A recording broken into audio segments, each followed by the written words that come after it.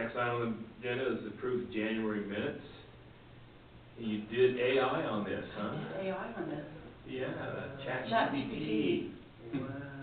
That's pretty cool. So, if you don't like it, I will do something different, but I decided to see if it would save me some time, and it did. I bet it saved a lot of time, didn't it? It did. I actually tried to do it about a month ago, and I tried to use the YouTube, but it segmented, when you guys were changing speaking, it wanted to segment, and it wanted to do it in segments Like of a time, different- and I'm like, I can't do that. So then I've tried a couple of different products, but this one was free, and so. Was it really? Yeah, you can get paid ones, but for what I'm using it for, it was free, so I decided to dabble with it, and I did like it. It did save me some time. I bet it saved a lot of time. Yeah, so. Free's my favorite price. Good one. Me too. There's nothing in the world for free though, I feel like, eventually. That gets you something. I thought it looked good. There were a couple on there, right there. Tell me, They reviewed, approved county bills, Commissioner Yardley proposed approving. Do we need to say made a motion approving? oh, yeah, okay. Motion to Is approve. this- Motion to approve instead of. First set or both sets? Where's that? The first, at Right the at the very top, top, first sheet. scroll back Oh, one line okay. higher. Oh, yeah. Okay, I'll go fix that. And there's one above there too. Oh, no, sorry, you moved it wrong. Yeah. Sorry, Ginger, the robot's not as good. I know. No, it's grammatical, the whole lot of it. Yeah, you probably didn't say proposed, but maybe you did say proposed. Or you motioned. I motioned. Well, every one of them's different, 'cause the next one says, Yeah. There was one Commissioner that said Christmas was a motion to suggestion. authorize the minutes. There was one that was a suggestion instead of a motion. Maybe it's just trying to change up the language. Motion to, So it's not monotonous. motion to approve the minutes, authorize it, say. Yeah, I did like 10th grade level, because I thought that would be more, Or for not. the public, it would be more, More accessible. well, and more, The couple, sorry, I shouldn't You have. should have stuck with 8th grade. couple levels higher. They would just leave it here then. And there was one spot that had Commissioner Pearson's name on it twice. So did this just pick up the conversation and put it into the paragraph for you? No, it's actually what I've written up, and I've taken, like, I think grabbed it's the on whole the second. content of it, Okay, and let me said, look. you edit it. You just sent it to them and it just doesn't? And I went through it, all the way down to the page, and I was like, Whoa, I don't like this. yeah. Right there, Commissioner already suggested approving the county. So, second set. That Yeah. was on the So it should be second. motioned. Okay, I will fix that. I think it is pretty good, we just need to, Some wording. And maybe I need to change how I, oh, and then it's Brandon How I law request it? instead of Brendan law. That should be Yeah, it's Brandon. Brandon. It's Brandon? It is Brendan. It is, all I know is Brandon, I could have changed it. All this time, you've been calling me Brandon. He didn't have to say a word to you. no, what is it? That's right. Is it the furlough one? Is that what you're Yeah. saying? Yeah, I thought his name was Brandon. No, it's Brendan. And I think it's E-N, isn't it? That's what I don't know more. I can look up one of my emails. You know what? I think you're right. I think it's Brendan. 'Cause isn't it It is Brandon? Isn't it Brendan with the copper mine? Maybe that's what I did. We had an instant connection. Yeah, The first time. yeah, so you haven't forgot. So is it Brandon?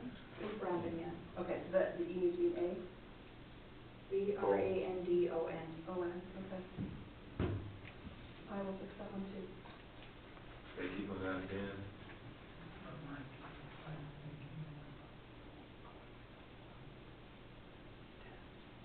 I don't know, Ginger, I feel like we're proofreading this more closely to a robot, really.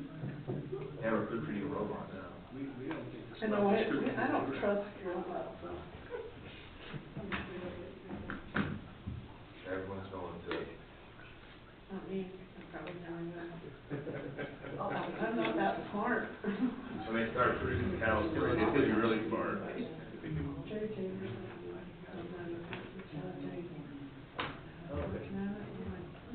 Pretty loud. Yeah, yep, there you go. We ended up in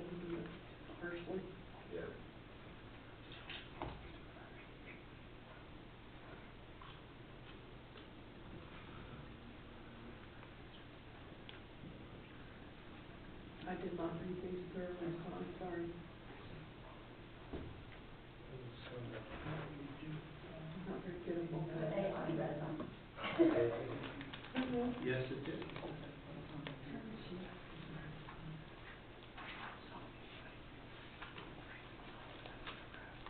So on the Indian Peaks RMA, it says it's a yearly, but that was a 3-year. I don't know if we need to, a 6-year, Okay. 6-year. We typically have done an annual, so you, okay, I can. I don't know if we need to state that in there, just so, Just so you know too, they have already paid that, okay. so if you're questioning if, Well, they moved it to 6, I thought, trying to think it was 5. 6 comes to my mind. okay, you're in six I year. thought it was 3.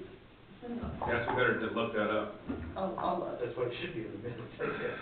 because this minute says yearly, but I know we changed it from yearly, maybe, I don't know.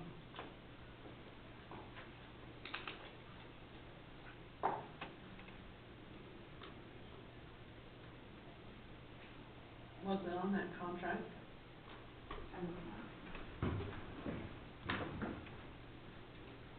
we should go down a little more again. My memory's terrible. Perfect. There's one spot above there that needs to be fixed, but we can go down and back up if that's easier. Down again.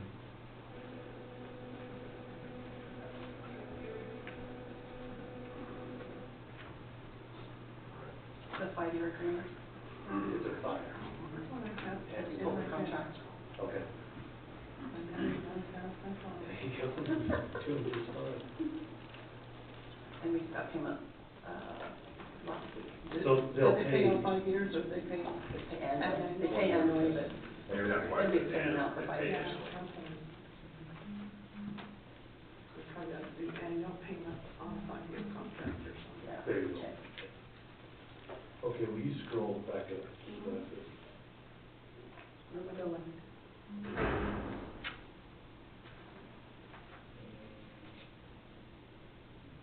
Right there.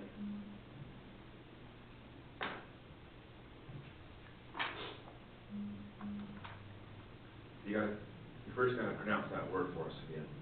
The promulgation. There, perfect. It's the paragraph above it, it says Tammy Pearson, most tenured commission member, and then Tammy Pearson again. Oh, Okay. so, Also duplicated it, okay. yeah, so it needs to be, Spit it out. probably the second one. Removed. Okay.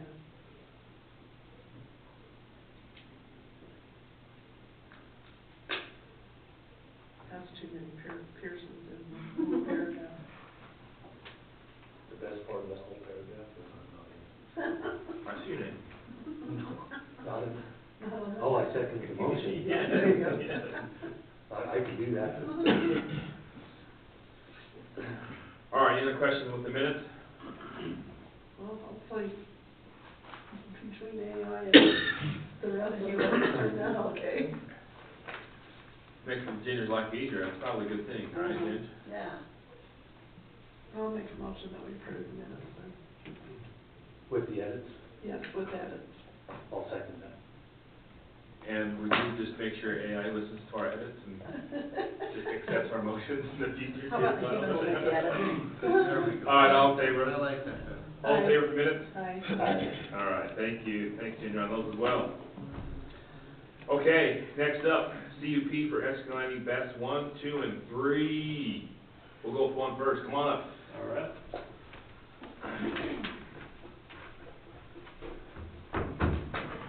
Good morning, how are you two today? I'm good, thank you. Good? Thank Good. you for meeting with us. Okay. Just for introduction purposes, just if you will, just state your name and purposes here, for record. Yes, my name is Justin Miner. I'm with Tetra Tech and a consultant for Clearway, the applicant on these CUPs. Perfect, thank you. And with me virtually, I've mentioned this to Ginger already, I have 3 members of Clearway. I have one to add, Ginger. Okay, perfect. So we have Oli Beret with Clearway, he is their permitting manager. Okay. He was planning to be here today, but his flight was canceled, unfortunately. Control that. Stacy Gaspoda with Clearway is the development manager, or development project manager. Okay. And then we have Nathan Runyon, who is a legal attorney, or an attorney, a legal counsel for Clearway. Okay. And he is with Holland and Hart, is the name of his firm. Perfect, thank you. All right? And Kyle Blackner, zoning administrator, building official, there you go. We know who you are, but Correct, the people minutes on, need the to, right? people on the, That's web right, want I forget. to hear your voice. The web, the Yes. interweb, so.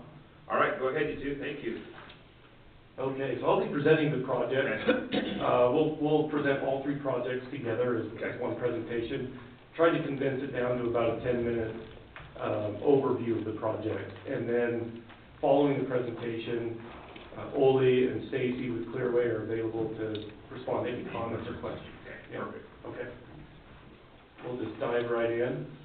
Looks like I gotta look at this screen over here, so apologies there. Just a quick slide about Clearway. I'm sure you're familiar with Clearway. They operate the Escalante Solar 1, 2, and 3 projects that are just north of Milford. As you can see on the slide, they are a large renewable energy developer in the United States. They operate and own facilities nationwide. What's notable here in the state of Utah, of course, they have the Escalante 1, 2, and 3 solar projects. They operate 4 solar projects in Iron County that will soon be retrofitted, similar to these, with battery storage as well. And then they also own and operate the Spanish Fork Wind Project. In total, about 550 megawatts of renewable energy dispatched to the Rocky Mountain Power Grid.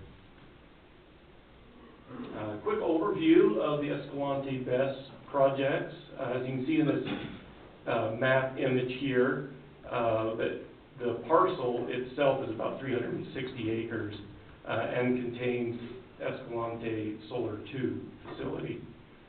The proposed battery storage facilities are located immediately east of the fence line to the solar facility. In total, they're about 13 acres. They're shown in this figure as the red, green, and orange areas within that parcel. The parcel is zoned multiple use. It's currently leased by the applicant. Access to the proposed battery storage would be through the existing solar facility fence, and so the roads are existing, and they tie into SR 257. The project itself is located about 6.8 miles north of Milford, if you're not familiar with where the solar facilities are. If approved, construction is anticipated to take approximately 12 months, and they anticipate commencing construction January of 2025. Thank you. Consistency with the zoning district. Zoned multiple use. The stated purpose of the zoning is to include opportunities for energy development.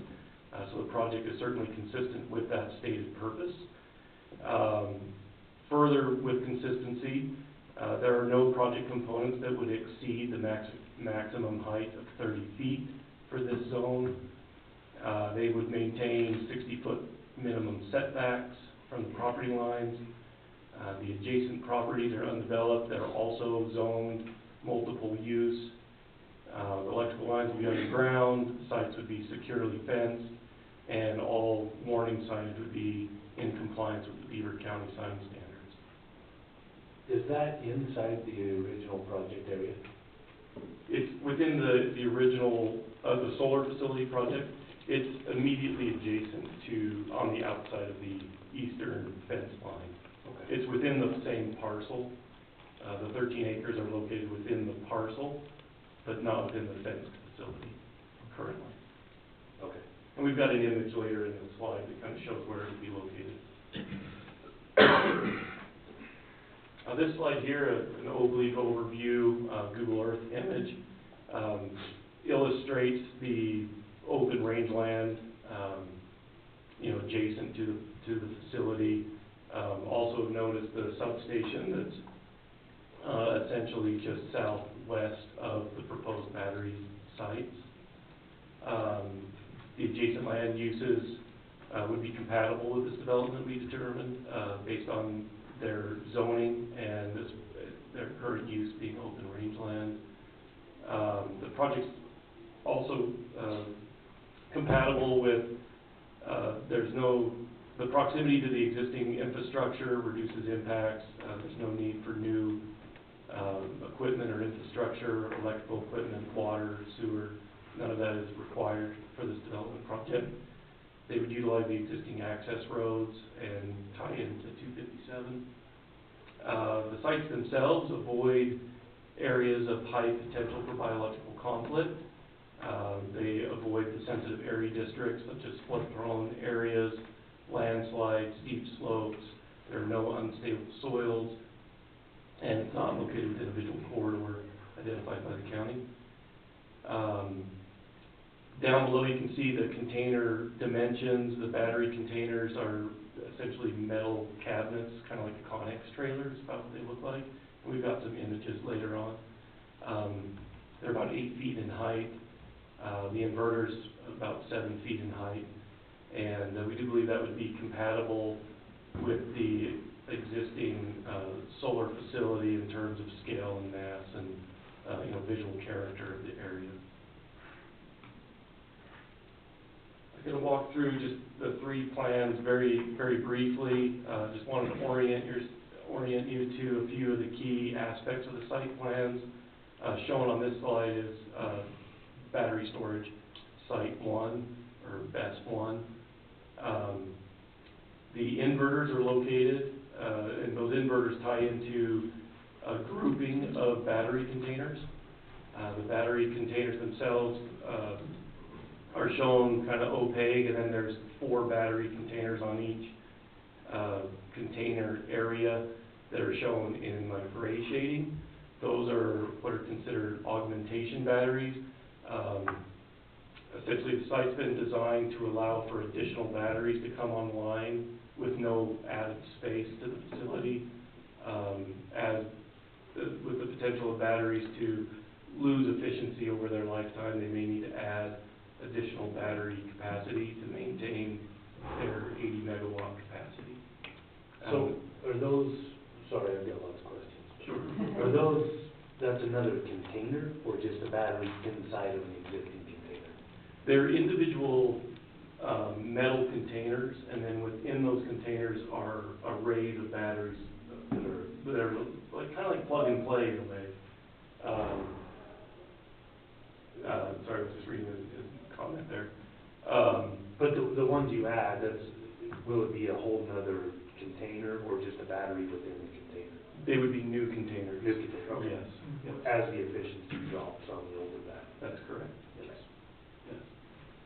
So site 1's about 4.2 acres. I'll walk through the other 2 sites. Site 2, different configuration based on the property alignment, but the same number of inverters and batteries planned. Also an 80 megawatt site. Occupies about 4.6 acres within its fence line. And then site 3 is positioned in between sites 1 and 2 and is identical to site 1. It's about 4.2 acres. Some of the benefits of the project for Beaver County, the project's anticipated to have a 40-year lifespan. There would be additional tax revenues generated by this project for that lifespan. The project would employ 5 full-time employees for maintenance and operations for that lifetime. For the construction of the project, they anticipate about 70 construction jobs. The project, Clearway, is committed to using local consultants and contractors to the extent possible. The estimated project cost for all 3 sites is a little over $500 million. They estimate about 17% of that would be spent locally by the EPC contractor during construction. This image here is an operating battery storage facility of Clearway's. gives you a sense of the scale and the arrangement of what those battery containers may look like once constructed.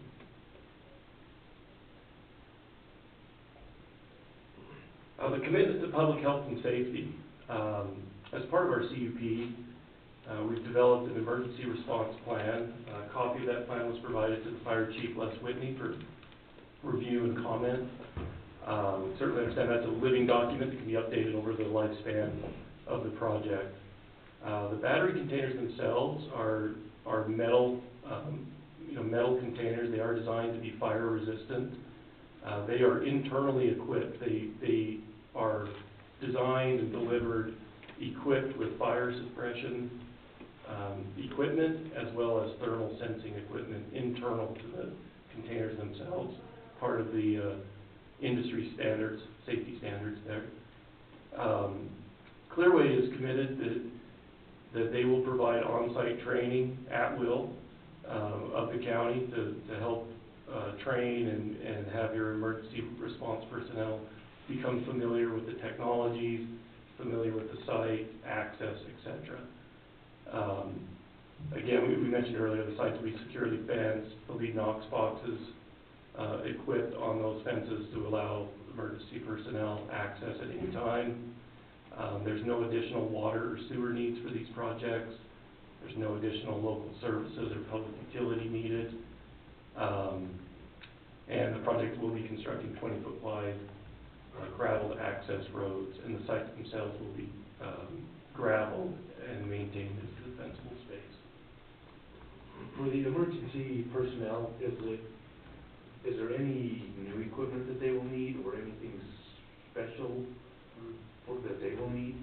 As you talk to Les, did you? Let me make sure my speaker's working here one second, and we'll see if we can get Stacy or Ole to respond to that 1 second. I think I have my volume turned all the way down.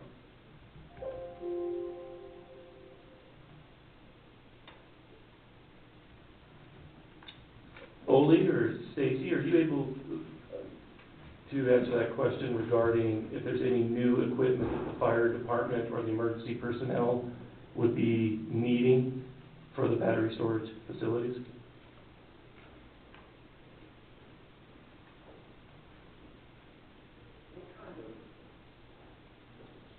They're hanging you out to dry. Yeah, let's see. I'm not able to hear you. Let's see, my mic is on. My volume is up. Let's see. Do they need to mute?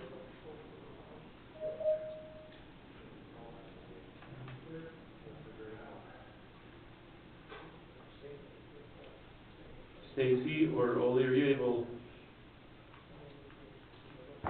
They're responding to me, but apparently my speakers are not working.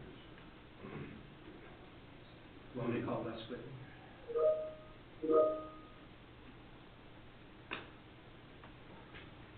If he reviewed it, we would have probably noted something. I don't think there should be any special equipment for what,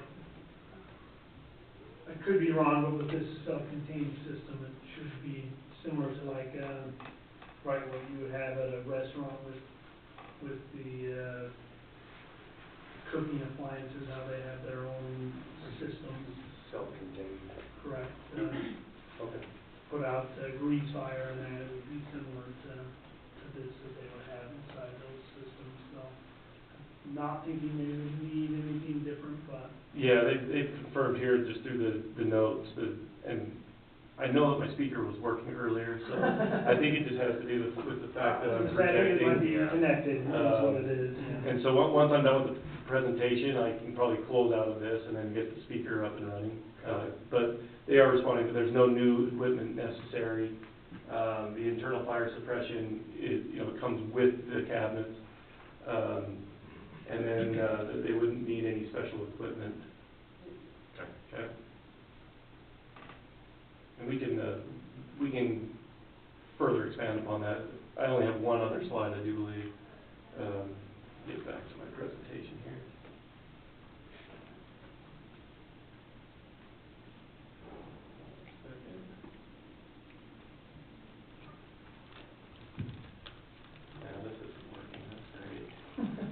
That's all right. No, I'm good, I'm good. Technical difficulties. We have a couple more slides. So, shown in this image is where the battery storage facilities would be located, right along that existing fence line, that's in a north-south direction. That's the eastern boundary of the solar facility. Clearway would construct and operate sites using industry best management practices. There'd be a dust control plan associated with the construction of these sites. They would acquire their stormwater permit, of course. The roadways themselves would be gravel to help minimize dust. There's no oil-filled equipment stored on the site, and during the construction period, all of the construction debris would be hauled off-site. Are the roads county roads? They're Private a roads? private gravel road. Okay. And this is our last slide. Again, you can see in the photograph there on the right, the existing conditions of the site. This is overlooking where the facilities would be constructed. And you can see the flat topography. The area's been historically used for grazing.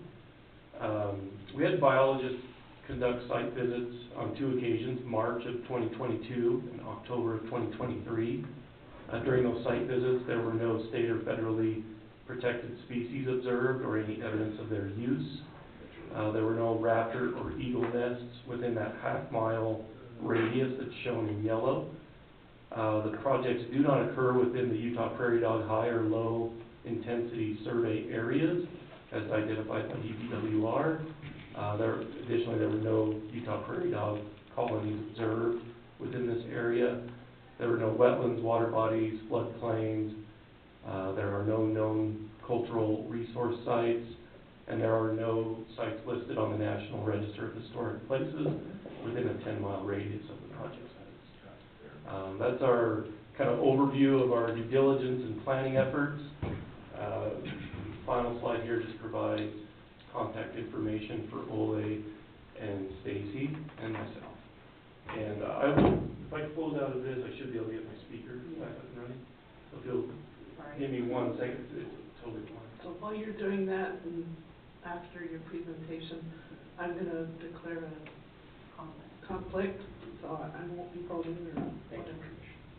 But I want to see the presentation. Of course. Let me try this. I brought this little speaker just in case we ran into this issue. So let's see if I can get that to work.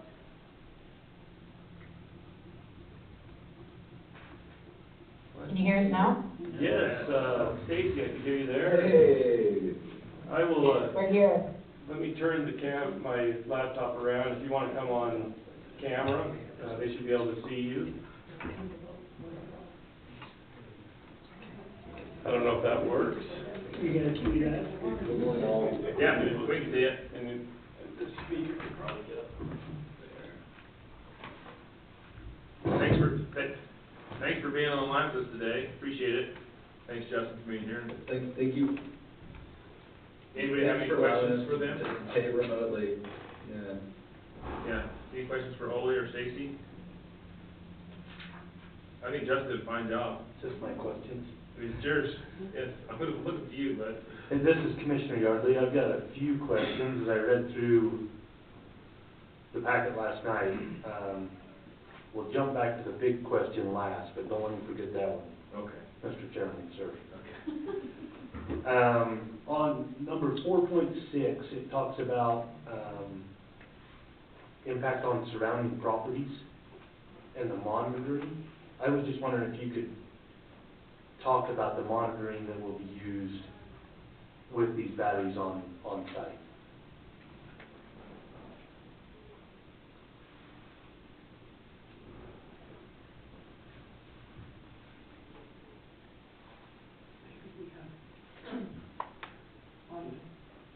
Is this on, are you talking about? You're referring to the noise monitoring? No, let's see if I can find where I had to remove section 4 from our, when we presented in front of the Planning and Zoning Commission, we had a slide for 4.6. We cut it, And we Kyle gave me the great advice to trim it. Okay. Yeah, so that was one slide. You better ask Kyle then. So the only concern I had was with that many batteries on site in a compact area, I guess, is there soil testing that would be done, or just to make sure there's no leakage happening with the batteries? Yes, we would do soil testing prior to construction. Another thing to note is that these modern systems, they use advanced technologies like lithium-ion, which are less prone to leakage compared to some of the older battery types. The containers and housing for these batteries are designed to prevent and contain any leakages. And they often have physical barriers and corrosion-resistant materials for containment. Regular monitoring and maintenance are done to make sure that we prevent leakage. And we do have safety protocols in the case of any leakage that happens. And who gets notified in those cases? They're operated remotely, so they would have the list of protocols, who to call. It would include the county, the fire and emergency dispatch folks, Clearway personnel would be there. So there's a list of entities to contact in the case of an emergency. Okay. And what about the timeline you were asking? Oh, yes. What is the timeline of those notifications? Is it a 24-hour, 30 days? 24-hour, immediate. I believe the Clearway personnel will be there within the hour. They're committed to be there within the hour. It's all done remotely, notification. And you would notify county officials also? Of course. Okay, within the 24 hours? That'd probably be the Yes. best. Okay. One other thing I forgot to mention is that they are placed on concrete foundations, on concrete pads, so they're not placed directly onto gravel. Okay. So that- Yeah, and the gravel, the 20-foot wide area roadways is meant to be easy for emergency vehicles to turn around and to access and get around the site. So the gravel, the storage containers are set far enough apart that it tries to keep, fire from spreading. The roadways are wide enough that emergency vehicles can turn around. The whole project is designed with safety in mind. And do you have some of these battery storage facilities already in operation? Yes, we do. We do, and we have a number of employees that have come from other places that have done additional storage as well. So our staff is a good resource in knowing how to operate these storage units. Okay. Are there any harmful effects that we should be aware of? Harmful effects as to the environment, or can you be a little more specific about? I mean, they're basically contained. They have fire suppression systems, so that should there be a thermal event, that they handle that themselves. The main concern for emergency workers from the county would be to make sure that nothing spreads. They are designed to do that somewhat themselves, but it would be monitoring and making sure that nothing gets out of hand. Okay. The fire department would not be recommended to spread, apply water in the event, in a thermal event. It's essentially just to monitor and let the fire extinguish itself, and that's the response plan. Perimeter, pretty much, make sure the fire doesn't go. Spread out. Correct. Yeah. Outside of the perimeter of the structure. Yes. Okay, just a couple more questions. On the emergency response plan, 5.1 is the contact list. It looks like the contact list is filled in on the Beaver County side, but as far as on your guys' end, there's nothing there yet. Will that be, I'm sure that'll be updated as people come on site. Mm-hmm. Okay. Right. And then on the... And we'll be we'll be monitoring that remotely, so we would be aware right away. Okay. The decommissioning plan, it talks about in 2.0 restore and reclaim. And the only question I had is, it said the topsoil quality will be restored to the extent practical, and I didn't know what that means and who decides what's practical. That, it seems like that's open for interpretation a little bit. Can you talk about that a little bit? Is that a landowner gets to decide exactly what is practical, or who makes that final decision? We would certainly consult with the landowner. I imagine there's room for the county to have input on that as well. Okay. Do we want to add any different language there, or are we okay with that language? Sometimes landowners want roads left, Yes. and I mean, it's we private are property, happy it's to land. accommodate, yeah, we're happy to accommodate whatever they want to keep, but willing to entertain additions if necessary. Right.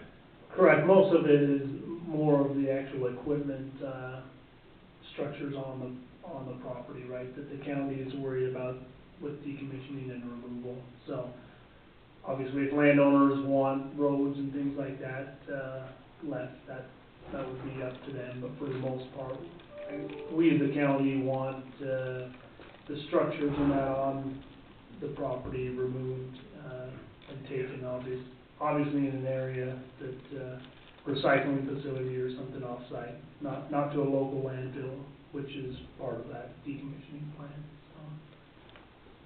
Exactly. So if that said something to the effect of,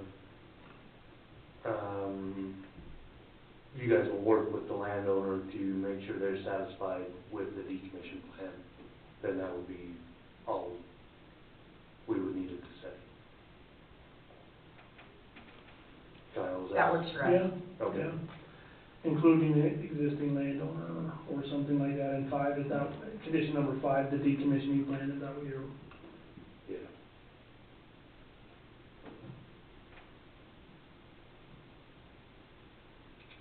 Okay, and I don't know if that needs to be mentioned in the CUP somewhere.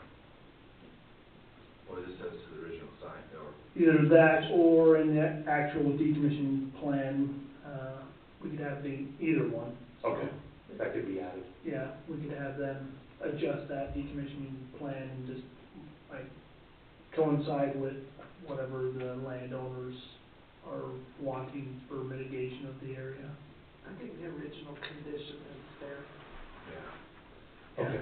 So So he does say that. as far as that language goes. leave it off the original CUP, but then we'll just have it added in the decommissioning plan. So it states something to the effect that, right, you're gonna work with landowner. Okay? And then my last question, and I'm not sure who answers this question, is on the market feasibility study. It talks about the it talks about tax revenue and the project cost. I just want to make sure everybody's on the same page. If this is under a current RDA or participation agreement, or if this is new property taxed without any current RDAs or participation agreements. I can probably speak to that. This is Nate Runyon, counsel for Clearway. We started the discussion with Jen Wakeland, and we certainly would like to have discussions with the county and the other taxing entities about doing a tax increment for these projects. It would be separate from the existing solar. There would likely need to be amendments to the plan, and there would be separate agreements if any of the taxing entities elected to participate. So it would be separate from the existing solar. Okay. All right. Perfect. Thank you. That's all my questions. You did a great job. All right. Any other questions? Commissioner Pearson is going to declare a conflict and why we vote on these CUPs. Anything else from Kyle or Justin? Nothing from me else, thank you. No, I think. County, I mean, the planning and zoning has seen these. Yep, planning and zoning, it was unanimous, recommendation to county commission, with these conditions that were, submitted. Yeah, I think it's similar to what's been added to similar projects within the area, with battery. So, yeah, I'd say it falls in line with others that we've recommended, so nothing out of the ordinary. Okay. I will make a notion as well, or mention as well, that without Commissioner Pearson, the chair will automatically pass between Commissioner Yardley and myself for voting purposes, for the record. Conditional use permit number 2024-2, correct? And 03 and 04. Yes. Those are correct. So you do one at a time? Okay. So, Want me to make the first? you make the first motion. Okay. I'll make the motion, we approve, the CUP for, what, the number? Yeah. Number 2024-02. I'll second that motion. All in favor? Aye. Aye. Perfect. You just signed it? Yeah, I will sign. That's the first one. I'll make a motion that we accept the, CUP number 2024-03. I'll second that. All in favor? Aye. Aye. You do the last one? I'll make a motion, we approve conditional use permit 2024-04. Second? All in favor? Aye. Aye. We good on that, Ginger? Okay. May need to do a little adjusting on the CUP, they should actually be driving the area where they sign as well, so, but You'll fix it. I'll deal with that on my side. These two do, the first one doesn't. It's on the second page, right here. The first one did not. The first one didn't? Yeah, that's what I was just looking at. was These two did. The first one, so. Okay. Thank you very much. Thank you very much for your being time. here. Yes, Appreciate it. good luck. Forward to working Thank with you. Yes, thank you guys, appreciate it. Thank you all, have a great day. You as well. Heidi, come on up. I think you're up next. Okay, Commissioner Pearson, come back. Come back. She's not long enough left, she can Kyle, will those be taken care of, will they be mailed? Now you gotta hire a I'll have my intern coming back too. That's what I did in my office on my desk. I heard you. Oh, my God. Good morning, Heidi. Good morning. How are you today? I'm good, how are you? Sorry, we're a little behind. That's okay, it actually worked, I was in a meeting this morning, so I ran with Have getting longer nervous. Yeah, blame me. It's okay. I just am here to ratify a new hire, but I actually have two of them. We have Clayton Williams that we hired, for the roads department, working out of Milford. And we have Jacob Webb that was hired, to do the custodial work out at the jail. So he's our new hire out there for the custodial work, takes care of those front offices, so. He's doing great, by the way. Good. A couple of times. Glad to hear Comes that. in with his headphones on. Goes to work, walks around, that's the way to clean. That's how I like to clean. Awesome. I don't like it, no. Okay, well, if I have to clean, that's the way I like to Put clean. your headphones on, go to work, huh? Oh, yeah, or music, yeah. Or something, yeah. Yeah, so anyways, that's it. That's all I got. That's all I have, those are the recent We two. still have openings though? We do, I just sent a couple more applications out, to the jail. And we are in the process of making another new hire, we're not quite ready to ratify that yet. So we are working on filling some positions out there as well, so. So I will be back. Probably the next meeting, hopefully with another new hire and then potentially two, so. Thanks, Heidi. Yep, thank you. Thanks for all you do. Yeah, Yeah, we'll we need a motion. motion. Thanks for all you do on their You better do it. stuff, You I bet. appreciate it. I'll make a motion, we ratify the new hires for Clayton Williams is the road department, and Jacob Webb for cleaning out the jail. I'll second that. All in favor? Aye. Good job. Thanks, Heidi. All right. Jen, I think this is yours, Jen Marshall, right, I believe? Tyler. You too. Tyler. Scott and John, what? Jones and DeMille. How are you, Services. John? Nice to see you in person instead of online. Thank you. Thank you. How's this morning going? Good? Excellent. Just for the record, if you will, just for record purposes. Introduction, if you will, John. Say that again. Introduction, if you will. Okay, I'm John Spedlove with Jones and DeMille Engineering, Perfect. project engineer. Okay. You just, yeah, Jennifer Marshall with Minersville Lake Park. I mean, I know you are, but. Tyler Phelps, Beaver County Maintenance Supervisor. Perfect. Thank you very much. We're here to announce the bid for the Minersville Reservoir Sewer Project, correct? Okay, go for it. What you got? Yep, so their recommendation is KB Construction in the amount of $302,605. And they have gone through everything to make sure that they are, the best fit for the job that we need to have done. And they've got an itemized, detailed list of all of the things that they suggest happen here. So, that's their recommendation, and now it's up to you guys.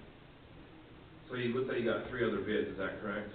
That are called. 9 total. There were 9, so There there's was 2 9? pages. Yeah, I was gonna say, I knew there was more than that. Holy crap. I'm impressed. That's one of the benefits of bidding the project early in the year is the contractors are looking for work, and so there's a lot of interest. So, it was good timing. So these 3 are really tight in price. I know somewhere in our policy, we have given preference to local if they're within a certain percentage or something. Isn't there something, I know we've talked about that. We have talked about it, I don't remember if it's policy or what. Yeah, but we go with the lowest responsive and responsible. In other words, they've got to be able to demonstrate they can do it at pricing. Okay. So the lowest amount is 302,605, right? Right. So apples to apples, right? You've compared this and everything's great. Right.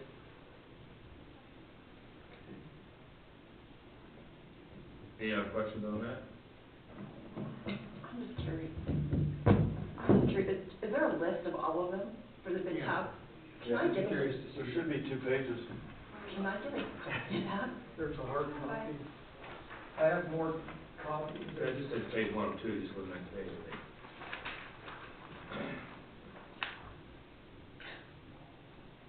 There you go. Wow, good performance, Cindy. Okay. There's 160,000 spread. Wow.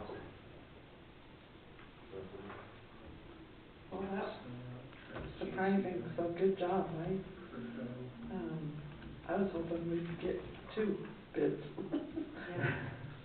The way things have been going, we've had 9. There was only 1 out of the 9 that come and did a site visit.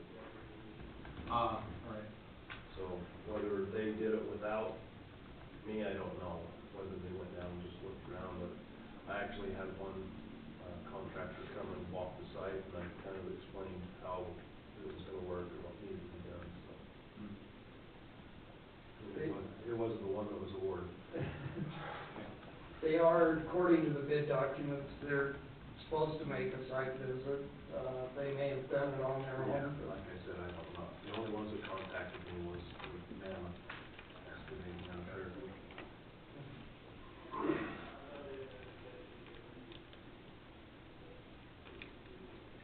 Okay. Any other questions? Tyler, do you have a recommendation? Can I ask for a recommendation? Well, I can't make a recommendation because I only talked to one contractor. If I would've had 2 or 3, I mean, these guys that I met with, they were great. I mean, they come down and they drove clear down here from Fairview, and we got out and we walked the whole site and walked where everything was gonna be and what what needs to be entailed, so, you know, I can't make a recommendation because I don't know anything more than that. So,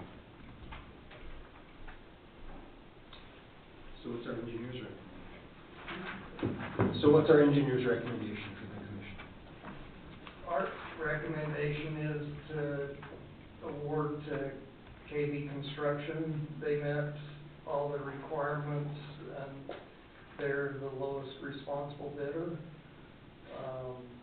Unless there's some other reason that. Did they provide us with everything we asked for in our bid Yes. proposal? They gave us everything we told them to give us? Yeah. Does their bid look like they can actually do the work for that amount? It's a responsible bid, I think you said. Right. I'm just comparing, like, across the thing, Yeah. 35,000 for mobilization, and then, compared to the price that's put into the actual project itself, there's more money, on the other bids.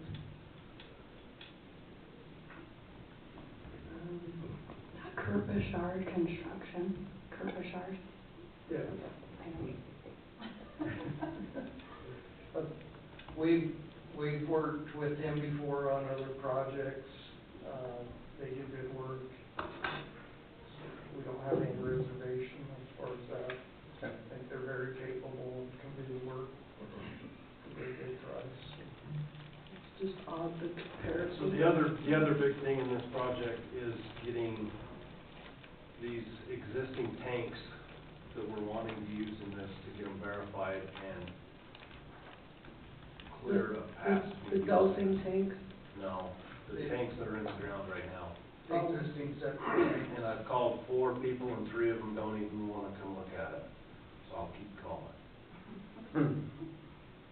You mean the brand new tanks that we just put in, or the old tanks? All of them. All the tanks that are gonna be using in this system need to be, what's it called, verified for integrity and capacity. Right. So they've actually got it coming, we've got to completely pump the tanks out. This is how the guy explained it to me. Pump the tanks dry, spray them down, and then they come in and actually get in the tanks and do a scan of the integrity of the walls and floor to make sure that there's no cracks. So this is gonna be a separate thing? And that's on us, that's not That's on part of us, this. yeah. That's on us, and then as far as supplying electrical to the 2 pump houses is on us. So when John gives me information for the pumps and stuff like that, then I'll get with our electrician, we can work that part out. But yes, this, and we talked about doing it during construction. I was trying to see if I could get it done before, because if we get in this project and they say, hey, this tank ain't gonna work, We need to gotta, replace it over we there. gotta replace it, Right. and that's gonna be a cost on top of us, plus time Right. of making them involved. You know, I don't know what the time. But so far, on that stuff. you haven't got anybody I've that's. called for the last 2 or 3 days. I've got a 3.5-page list of guys, but there's only a few of them that do it in this area. So I'm trying to make contact with them. So our actual company that pumps our tanks, their certification for this lapsed, so they don't do it. And I tried a company out of Cedar, and they sent me in this direction. Now I'm calling all these people to see if I can come look at it, so. Okay, one other question, on the top, that where they've got their, addresses, is that the liability insurance that they have? So that's the bid bond, so they have the option of doing a bid bond, or they could do a check.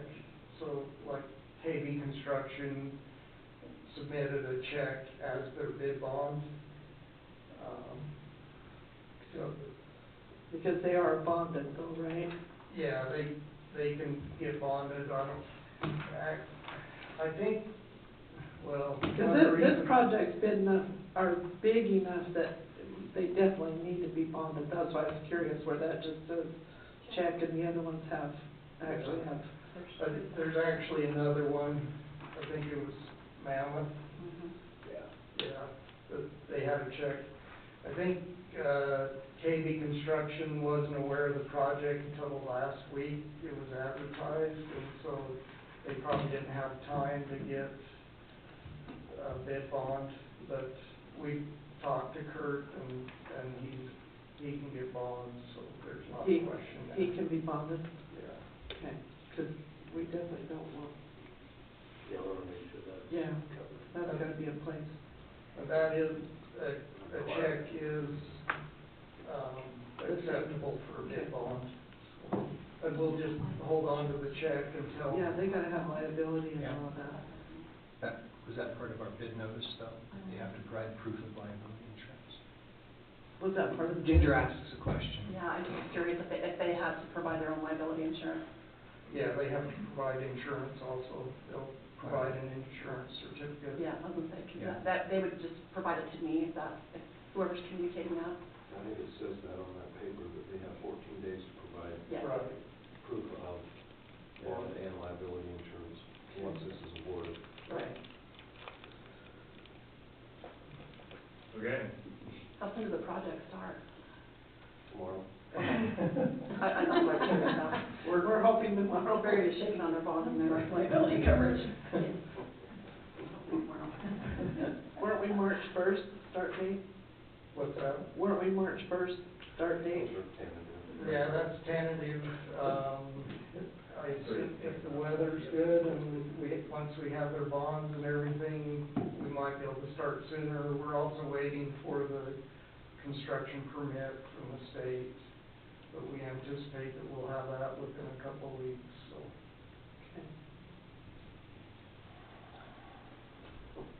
I'm ready for a motion. You guys ready for a motion? Yeah, I think so. Like our policy says we need to take the lowest bid, so I'll make a motion to accept the bid from KB Construction. Okay.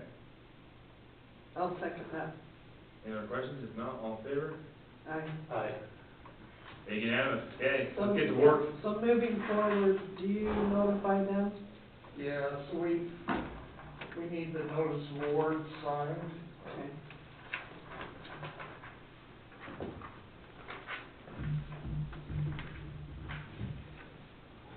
Does it have to be notarized or any of that stuff? No. What's the process going forward now?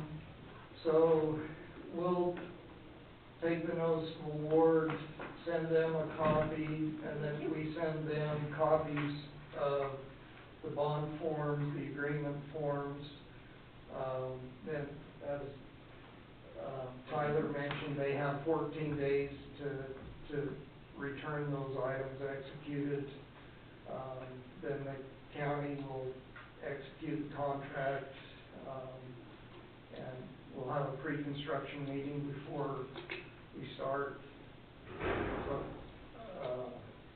by the 1st of March or sooner, we should be ready to go. And sounded like from what Kurt said that he's anxious to get going too, so. Good. Good, 'cause they want it done. We want it done before the summer hits. Yeah. And, yes. Right before that. Right, Jen? Before spring hits. Yeah, well, spring might be in March this year. I know, maybe it not. might be a stretch. Actually, spring's probably gonna be in May. You're probably right. Winter's just going, The huh? way they talk today, it That'll sounds be like better. it's Winter's gonna be just May. getting going, oh boy. Yeah. That's all right.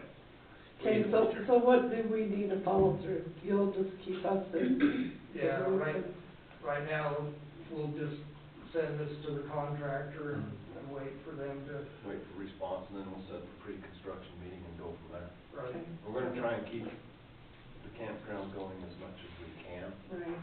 We may have to shut down a few days while we're going through the parking lot, just so we don't have people and boats and stuff in the way, which I don't think there will be, but the ice has really slipped off the lake, so. Oh, man, You know how it that's- is that ice, And our boat Blows off docks kind of and hang, like. well, somebody apparently latched onto the dock and I don't know if they did, because there's no tracks, but something happened with the dock, and I don't know if it was the ice and the wind moving it, but it Probably. shoved it right up. we straightened it out yesterday. Oh, good, yeah, I was Somebody had pulled on it. panicking with it a little bit, because it was about, the water was Yeah. halfway up the ramp, just Really? going onto the dock, yeah, because the water's coming in fast and heavy, yeah. Yeah, well, I'm And sure so- that ice and the wind has all Yeah. been. It's all been everywhere, It's because, good yeah, to- it blew over. It's sure good to and- see that reservoir filling up, go. Yeah, I hope they plan accordingly. 80%. Yeah. I hope they plan accordingly on, you know, not letting the bucket overfill. Oh, no, we're gonna be irrigating here in another month. Because, yeah. Yeah, Springtime, yeah. fifteenth of March, fifteenth of March, we'll be irrigating. Flat. Gotta grow things. Hey, I saw something, place looked green already somewhere, where was it? My lawn looks green. Costa Rica. Yeah, Puerto Rico. No. Well, thanks, No. John, appreciate all the work that went into that. I know we've been sweating bullets over this for a long time, so I appreciate that. You're welcome. Yes, thank you, appreciate it. Yeah. Good job. Okay. Thank you. Thank you. Have a wonderful day. Thanks, you guys. Jen, you're up. Gen round 2, right? And round 2. Version 2. Your time has been condensed a little bit, we're sorry about that, but That's all right. condensed a lot actually, so. Well, We'll manage our. Your 2020 isn't quite here yet. Nope. So Commissioner, Tourism, economic, yeah. Commissioner, you asked me to come and present a update, and so that's why we're here today. I wanted to share some of the new-ish type branding that we're seeing, so you can see here, Ramble responsibly, more dirt, less dirty. Next slide, please. Couple of upcoming dates, events, et cetera. Tourism Day on the Hill, February 9th. We have, I don't know if you guys, this was new to me this year, I learned something new in this job every year. And this year what I learned is that we have live at the canyon side. So up at the ski resort on Saturdays, those noted here, the 17th, 24th, and March 2nd, they actually have live music. And so people from our community can go up and hang out at the lodge, have some dinner there at the restaurant, and listen to some local live music. So people wanting to check that out, they can go to the Ramblers website and get those details on who's playing. We have those listed, or they can go to Eagle Point's website as well. And then, of course, we have our Q1 Tourism Council meeting. We're likely scheduled for Valentine's Day, because what better day to hold a Tourism Council meeting than on Valentine's? I wanted to share with you, we just wrapped up some acquisition on some assets. This is coming from a producer called Three Peaks. Sammy, will you go ahead and play that for me?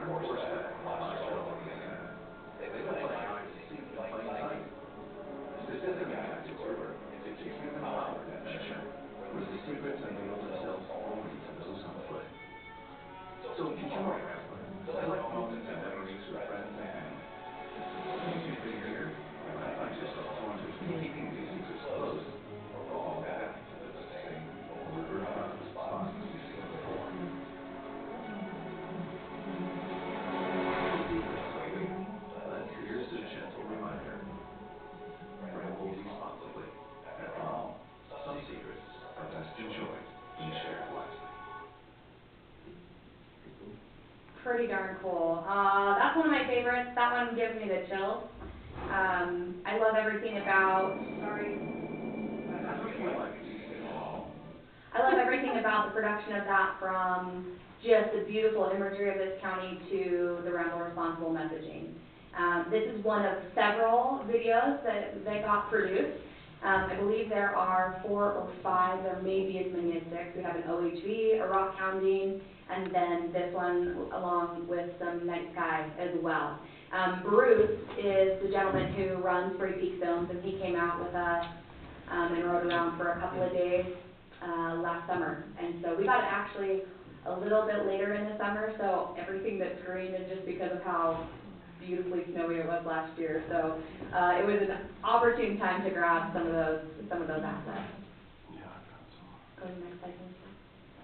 I want to introduce you to Brem Media. Seth, if you'll click on that link at the top and see if that will load. Part of our contract with Destination IQ, or VistaWorks, that you may be formerly aware with the name, is contracting the right people for social media and helping us with some of the strategies, some of the posting, some of the content. I was gonna say, I don't think we want them. No, this is Brem Media's homepage.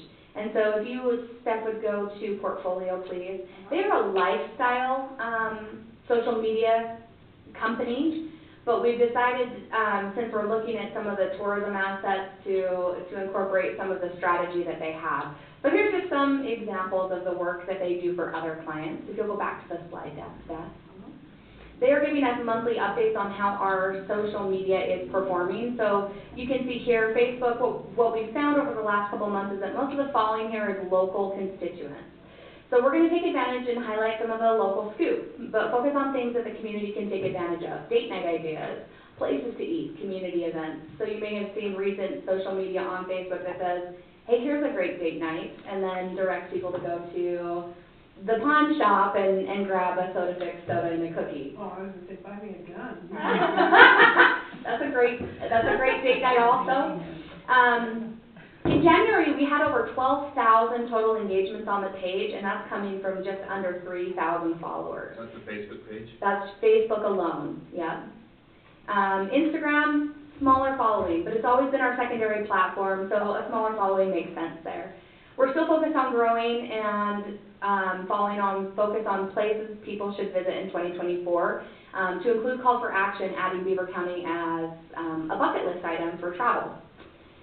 And then in other short form media, this is where we have the highest percentage of growth month over month, and taken a grain of salt, right? It's been 2.5 months.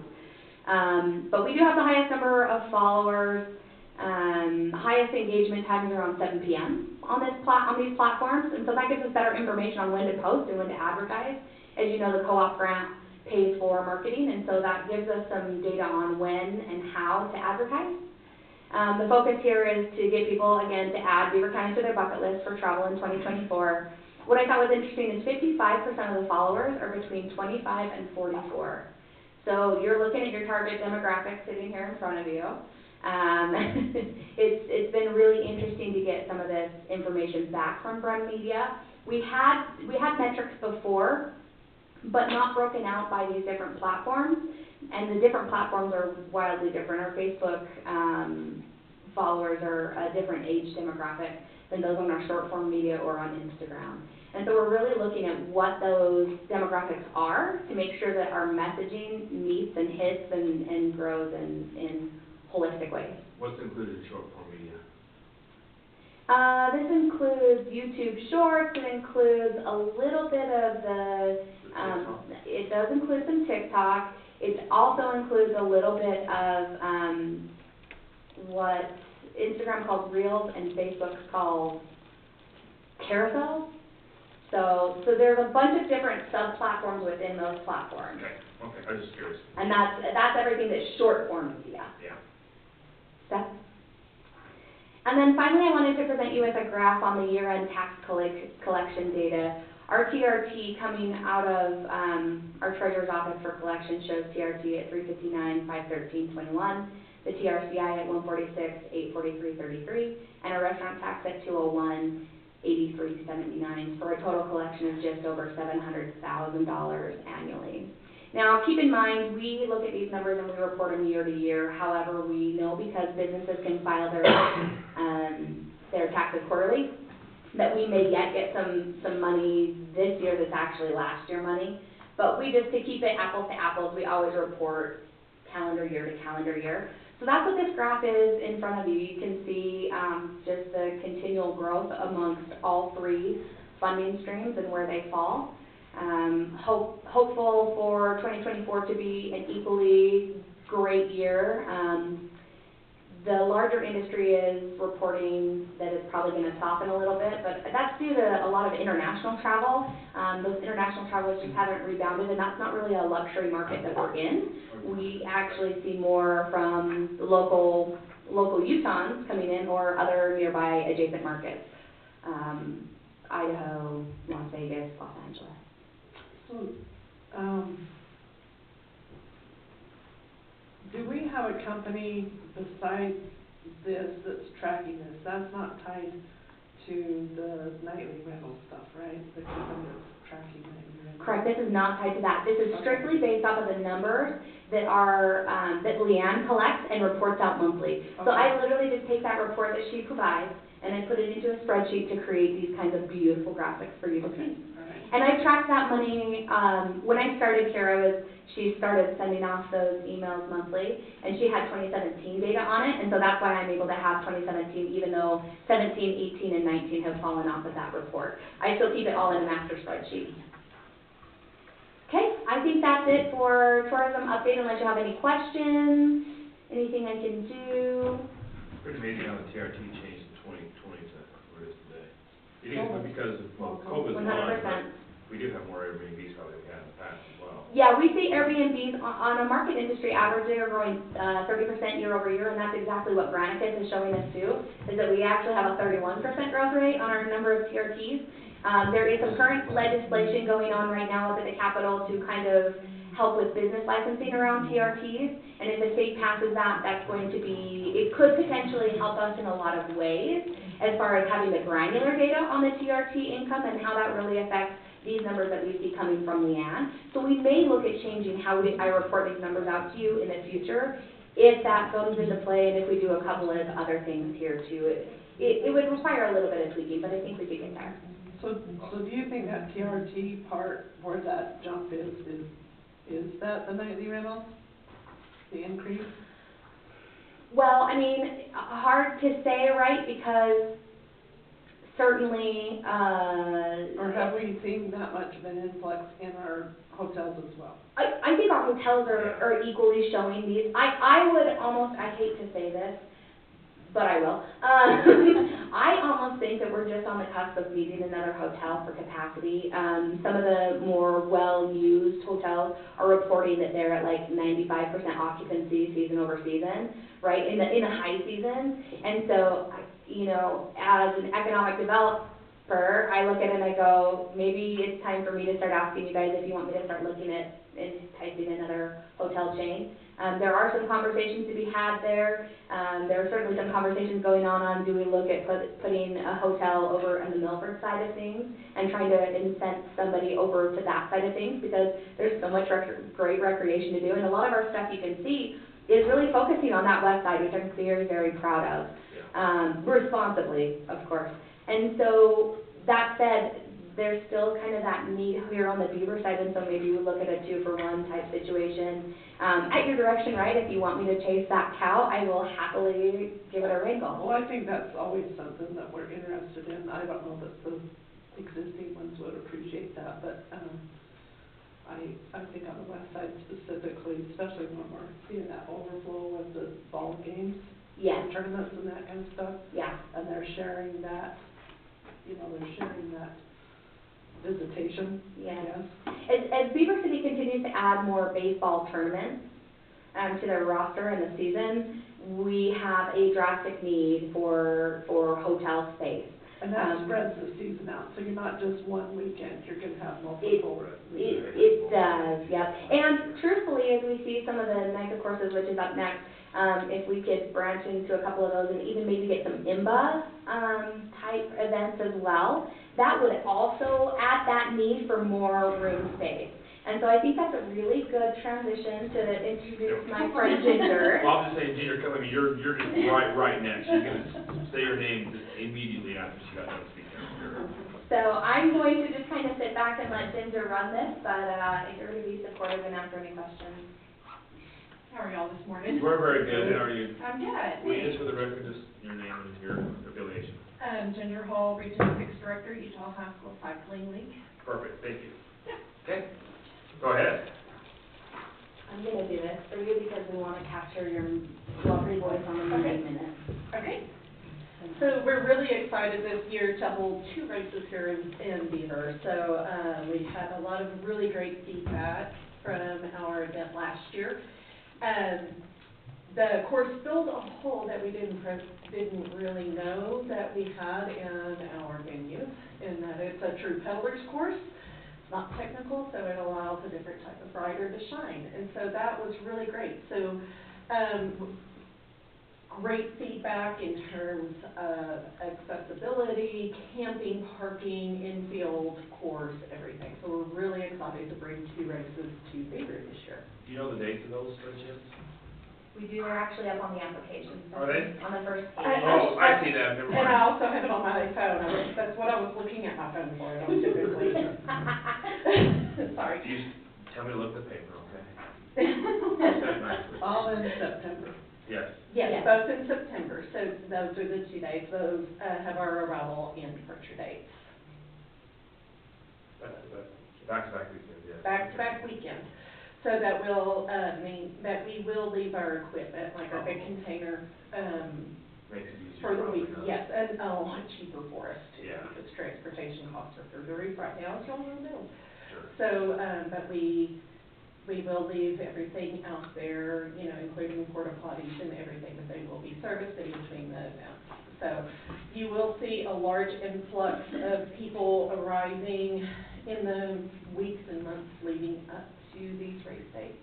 So in addition to the development of your own Beaver County mountain bike team, which I'm really excited. Is it developed? It is developing. Actually, I was going to take the opportunity to swing over and talk to Lane Tucker after this anyway. Just, yeah, awesome. Just to touch base with him on it.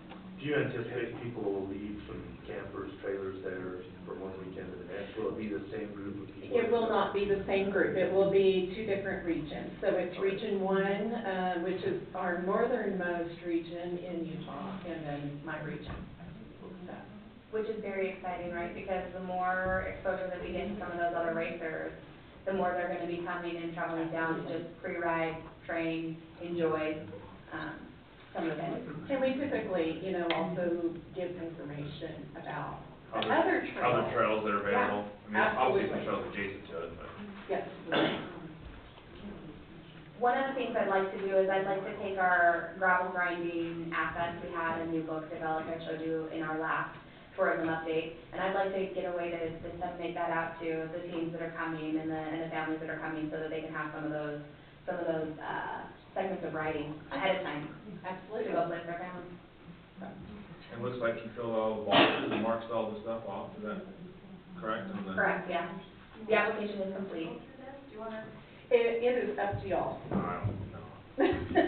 We can read it, we're fine, right? It's the same presentation that she gave Oh, last this year part? when Oh, we yeah, started oh, talking I mean, about it. oh, yeah. This part, yeah. Yeah, Yeah, if you want. it's the exact If same. you wanna share something, I mean, whatever you want. Honestly, there's nothing different to share this year, other than the fact that we're having 2 races this year. And, so there was a little bit of a battle to see who got the second race. Were people vying for it? Um, Other race directors were, so, yep. Well, because remember, she said it fills a hole in the need, right? And so if there's that gap where their own riders can't get that access to that kind of course, it creates a little bit of competition to get that spot, so.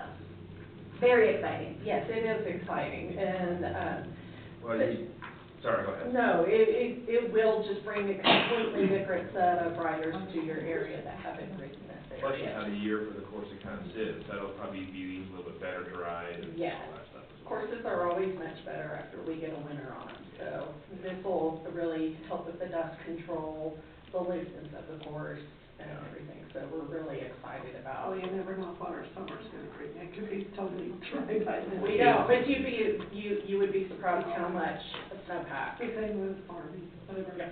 Yeah. Question, is this tied to our $400 deal?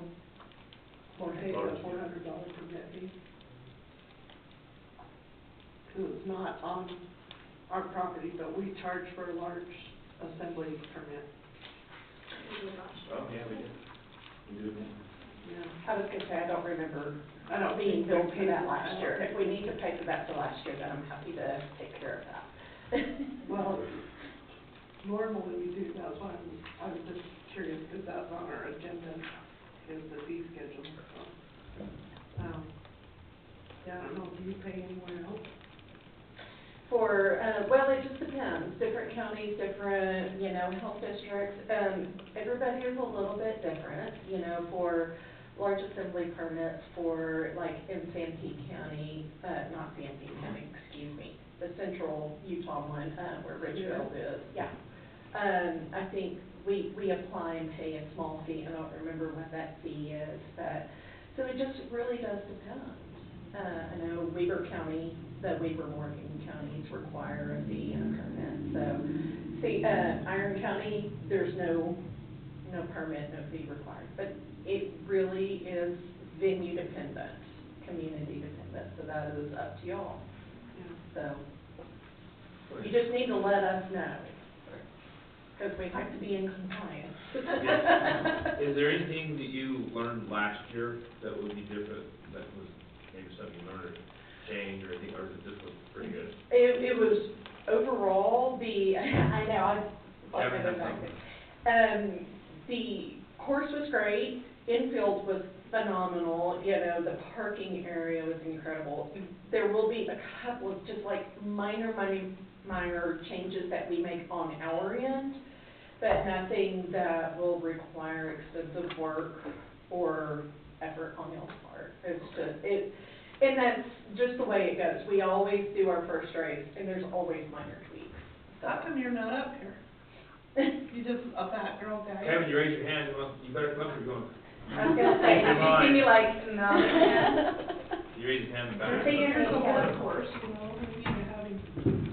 What you got, Kevin? Kevin Quicker. One of the things they asked us to change was their finish line area. We will extend that out, so we'll need some help from Corey and his crew to bring the graders in and extend the finish line up to back to the county road, and then put gravel on that and pack it down. Also, the camping area, we were filled to capacity, and that was a local race. If we're expecting some people coming from up north, we're gonna have a lot more campers. We have discussed this with Mike at the BLM, that we need to expand our camping area, so. And they're willing to do that? They're prepared for that. We're gonna be doing that. Oh. Yeah, I was gonna say. But it's on BLM ground, but they're okay to do that? Yeah. Correct. I had to get their permission. Everything was pretty much okay. They had already done the cultural clearances and everything. But we need to use a little bit of equipment up there and just expand out a little bit. Okay.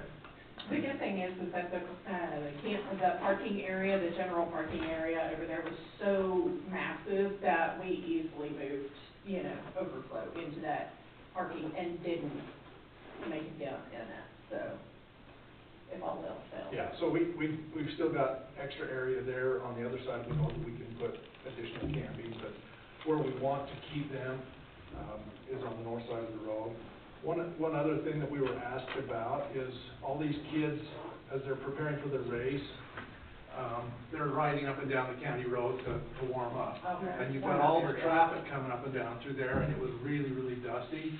I have asked if Corey can put that on his agenda to request we get that mag chloride, at least on that upper section.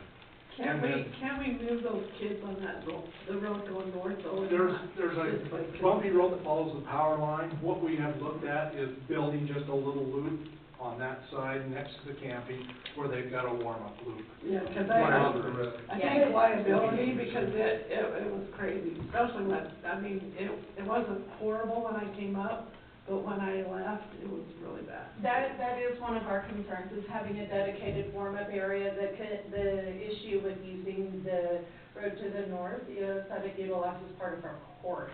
And getting That kids does cross, yeah. Okay. So we have to be cognizant of not crossing the course when we do warm-up areas for safety considerations.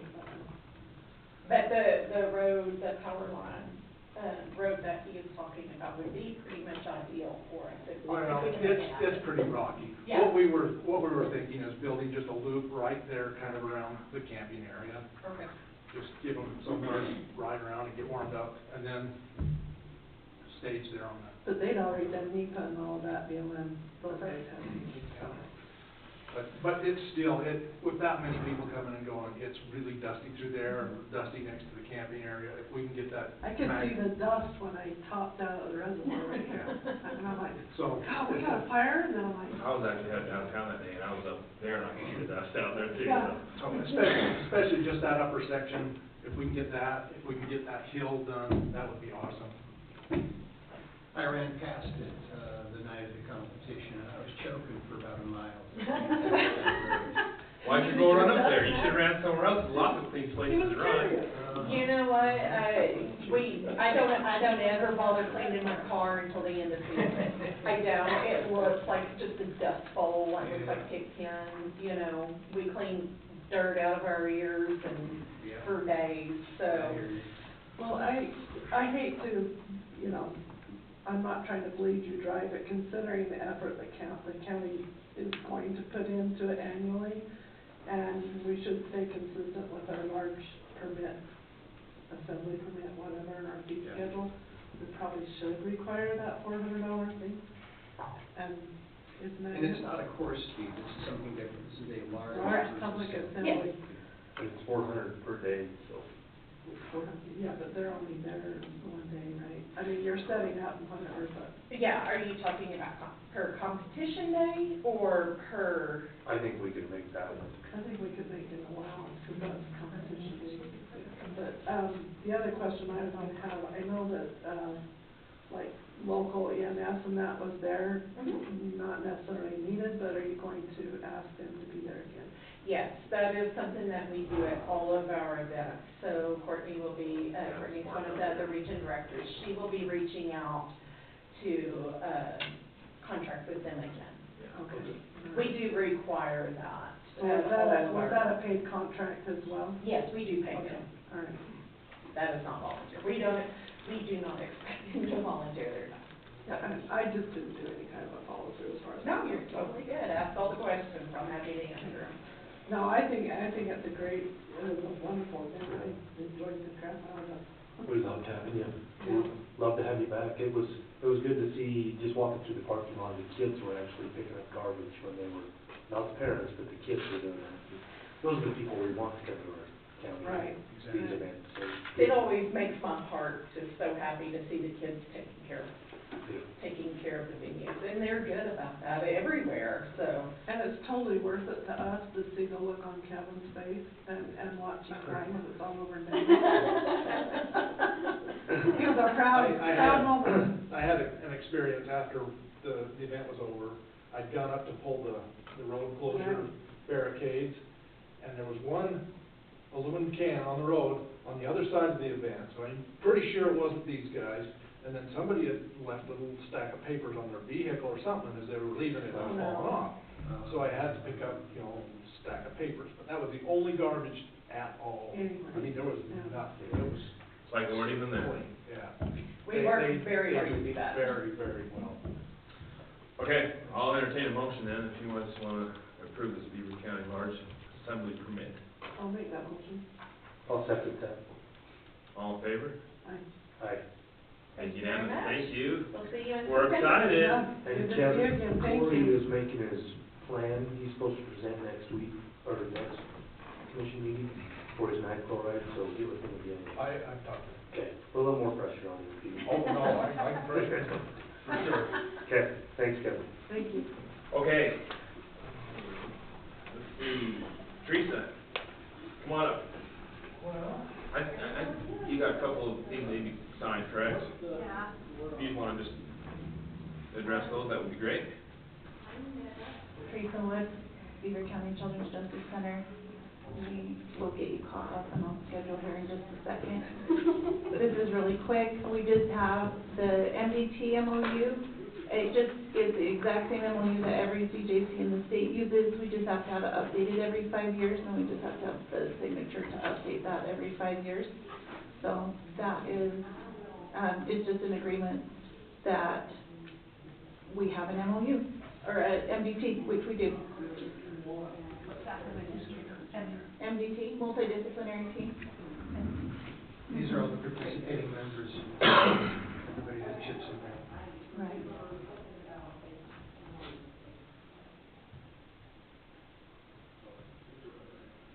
Well, we have a building too.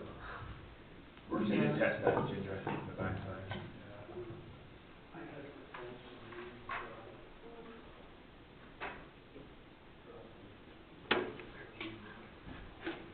And this is signed every 5 years? Every 5 years, yeah. Originally, it just had to be signed when you started in MDT. But one of the organizations in the state, just so that they can always have the most current signatures, put that into the contract that is signed every 5 years. There's one for you somewhere, Commissioner. There's what? There you go, Three is right where there. you sign it. Council's gotta sign it as well. Which I'm happy to do. All right, any questions more on that? If not, I'll entertain a motion to sign the MOU, Beaver County Juvenile Justice Center. So moved. I'll second that. All in favor? Aye. Make it unanimous. And you have one other one, I believe, right? Right, anytime we contract with a service provider, we just bring that to the commission to review the contract and sign. This contract is the same as all of our other therapeutic contracts that you've signed in the past, it's just with Sunray Family Counseling in Cedar. Their clinician is our MVP representative in Pingwich, and she's also seeing clients in Pingwich, so that's an important one for us to have her on board with. And just so you know, most of the mental health services are paid for either through Victims of Crime Act or the individual's insurance.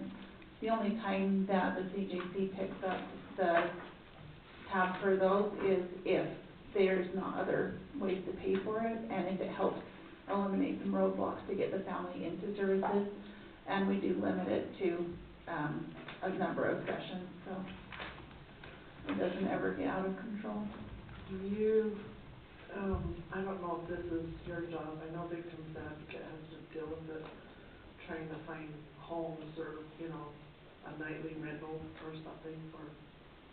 Yeah, we You don't don't have have to deal anything with that, to right? do with that. Okay. No, if children need homes, DCFS and CPS, they have that all set up through the state, through foster care and things like that, we don't.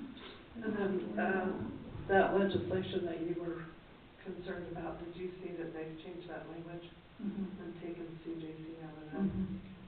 I wasn't sure if that, I can't remember. I read too many emails, so I didn't know if that was something that you forwarded to us that said they removed that Yeah, language. I just wanted to keep everyone Okay, in the loop thank on you. that. Yeah. And if there's any other legislation that, we notice, that would be helpful for our county to know, I'll be. Well, we actually bringing that to I you. brought it up in, the UAC legislative meeting last week. And so they kind of followed through on that too, Thank because you. every county was concerned about it, so. And Vaughn, you've seen these contracts, I Yeah. assume. I'm gonna make a copy of this for Ginger, so we can get a fully executed copy back from Teresa with all the other party signatures. Okay? So this one is a professional service agreement, so I'll entertain a motion on that one. Is this the same contractor you've had go? Yeah, we Yeah. have one we already have one with Pepper Gal and Beaver. If there's a therapist that wants to contract with us, this is the contract that we have them sign. The only thing that might change is the rate of pay, between contractor to contractor, and that will just be agreed upon, and it'll be in the contract. So that one's the same as Pepper's. That's the state contract rate. Clinicians can apply to be paid at a higher rate, depending on if they meet certain requirements, and they have to submit several documentation in order to be paid at a higher rate, which is a rate that's set by the state as well. Okay. I was thinking it was under a city contract, wasn't it? Okay. I'll make a motion that we approve this contract. Okay? I'll second that. All in favor? Aye. Okay, unanimous, thank you. Thanks. Make some copies for you. Let me get this real quick to you, Counselor. Yeah, I saw my name on You it. gotta sign this one as well. Okay, thank you very much. Thank you. Thank you. All right, thank you. I am actually gonna take a 2-minute recess. Because now we're kind of back up on schedule, so we're gonna take a 2-minute recess, or some back. What's that? Oh, I know.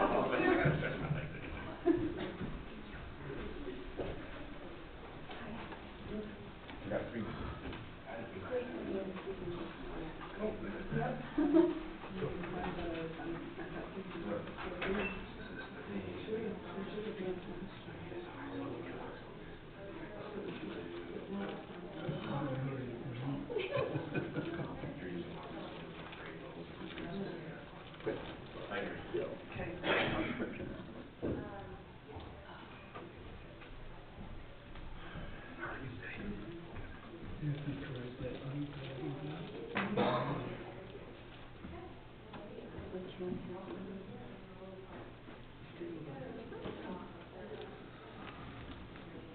Long time no see. Oh, You doing okay? yeah, you? Good, good, good, good. Should have asked her how she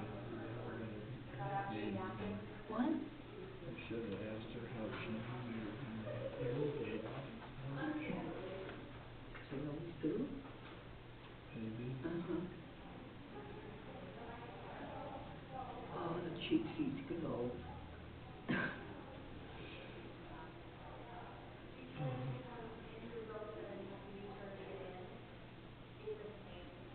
I can't remember who did you get.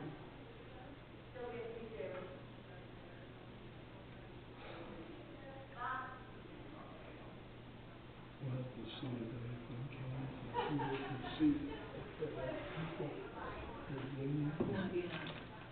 Are we still in something? Well, it kind of looks like Now I can see. there's a second box coming From, from Fleming. she hasn't tried the security camera.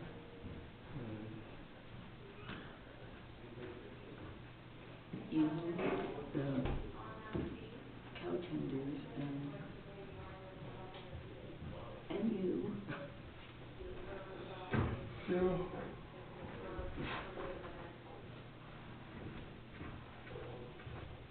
You're becoming a regular fixture here. I know. This is awesome. Making my Yeah. appearance.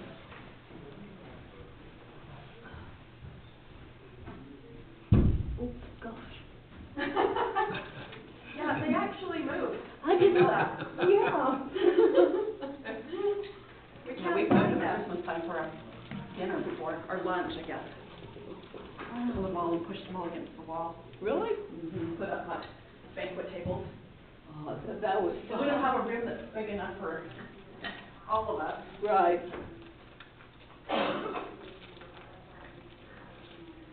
And they're not the same length, we learned. This side is longer than that side. Really? Yeah. Wow. Huh. It only took me like 3 years to realize.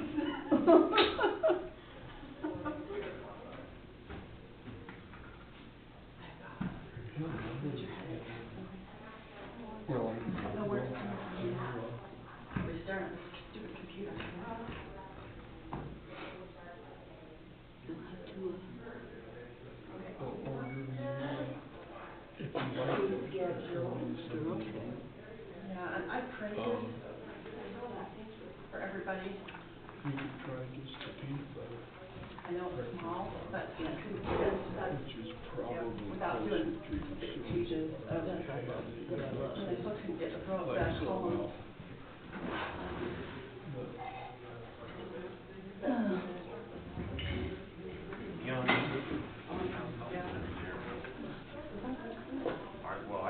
Well, probably half. Doesn't it have to get $400 back? Like, we give them that, we make a turn for it, get part back up. Seems weird, but, yeah, we probably get.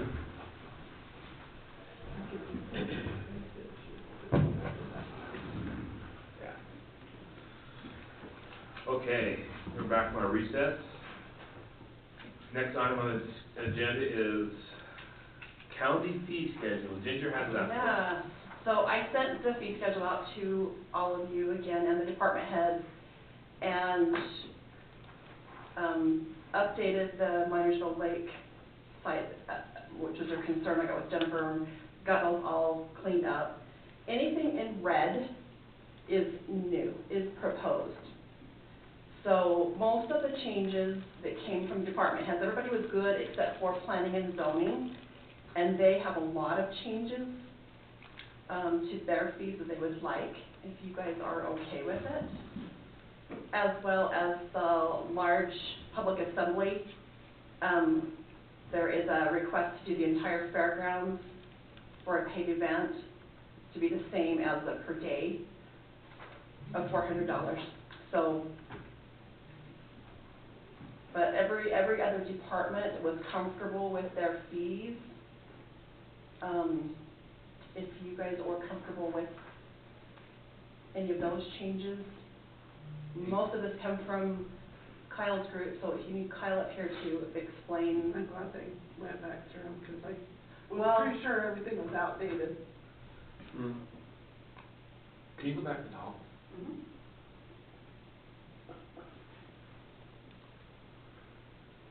Yeah, the entire fairgrounds, the building and arena for the paid event, which was What was you, it Jennifer to me, was the request.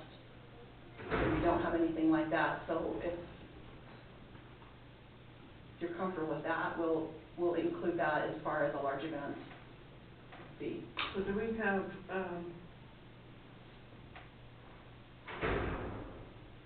I think our large assembly permit too, I think we should maybe change that per event versus per day. yeah, per event instead of per day, right there on the $400.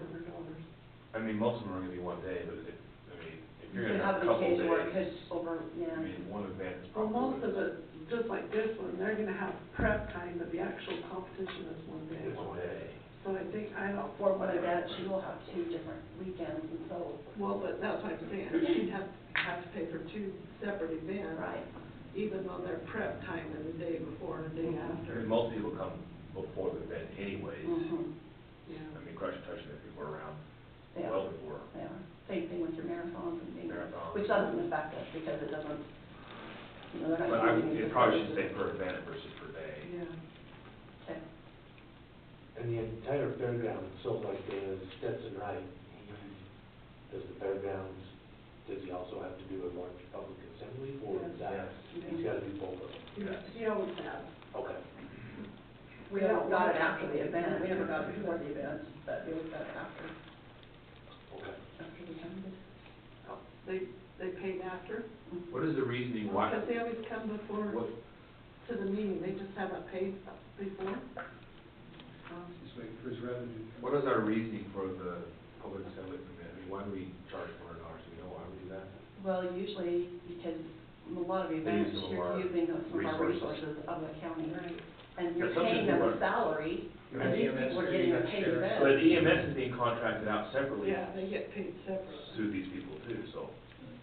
Well, yeah, the thinking is we want to make sure that it goes through sheriff's office, it goes through EMS, that there's proper services there to make everything. Right, make everybody safe. Right, but what I'm saying is that those events are contracted and paying them on top of that. Paid on top of. But they're not They're paying being the paid. Are county. they all the time, every time? Why, I don't know. Because they should be, I agree Yeah, that they should. I know. So I think they that's the way are. it is.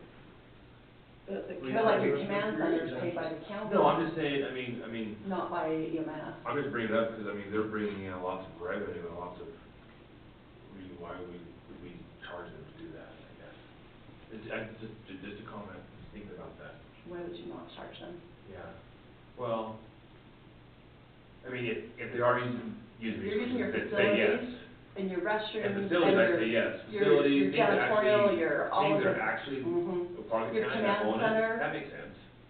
Like all of those, you're paying for those services that we pay a wage to somebody to come and work their events. Like, And they're doing it for free and they're taking money from it. That's where I think, yes, you should. so what about like these, like Crusher, I mean, they're not using really any facilities. But they're using your command center for your, for. Are we they? never charge them. I don't think they're charged, we actually give them money, but I don't think we've ever charged them. Well, it's got to be. They get it out of the like a business fee. Have they ever charged them? If you look at our statute, it's large public assemblies of 1,000 people. It used to be for over 24 hours. A few years back, you guys shortened it down to 12 hours. To make more work for yourself, I guess. If you wanted to expand it back to 24 hours, then we would be charging for just one day events where they come in and then they're gone. I mean, I can see where we're using our But facilities. you're still using the services, things like regardless if that. they're staying 2 hours or Yeah, 48 hours. And I guess that's why we began charging for 12-hour events rather Yeah. than 24. Yeah. But the goal of these events are to bring people in, to get them to spend money in the county. As they spend money in the county, we get that revenue back in tax anyway, that's the real goal. Or I don't Just know. want to make sure everybody's safe. Yes, Well, but we still And then need it's to stay, organized. we need to be consistent, though, we're either. and that's, I think that's what we're not right now. Continue to be, to All charge over the or place. not, yeah. Yeah. because, well, we had that big event up on the mountain, and it ended up just being a cluster, and then they canceled it altogether, so, What do you got? no one else skiers or. Yeah, what is it? It's on private property, Don't but trip. The wellness, Yeah, whatever. they're still using our services, they're using all your law enforcement, you're using EMS, I like, think he paid them separately again, no. didn't he? He We did. did EMS. EMS probably, yeah, because they're a service district, and we don't pay their wages, but you pay your officers to go up there and sit there for 2 days. But $400 doesn't cover that. No. That's correct, it doesn't. So if we're gonna charge a fee, let's, That will go over anyway, but Yeah, that, they're not doing it. I'm just bringing up, maybe future, thoughts, we can kind of maybe see if that's a legit thing or not, or, Just eliminate it and not charge anybody and just let it go. I'm not sure about that, per se. 'Cause I think if they're actually using county buildings, county stuff like that, and they're using resources that are not being paid back, then, Yeah. but $400 still doesn't cover that. Energy, time, and effort for county officials to help implement something. I still think that regardless of what the event is, if it's a large assembly, you're gonna have EMS, the sheriff's office, whether it's Search traffic and control, rescue. search and rescue, all of that, they're always using them, they're not always paying them back. Sure. Now, because of Stetson's though, because it is all in one big thing, yes, he's paying for that. And so I think that, he's using all of our facilities, the, Services, personnel. So how do we decide on jail $400? goes out and does garbage and all Right. that stuff. I think that that's completely, and honestly, I think this thing is fine. No, I don't have a problem with that either. Me neither, I'm just saying, Just for an event, so they would have to pay for 2 events. But there's, well, that was one application though. always one application. they still have to pay per event. I don't care, Anyways, leave it the way it is, to change to a per event, just put per event not per day, instead of per day. right?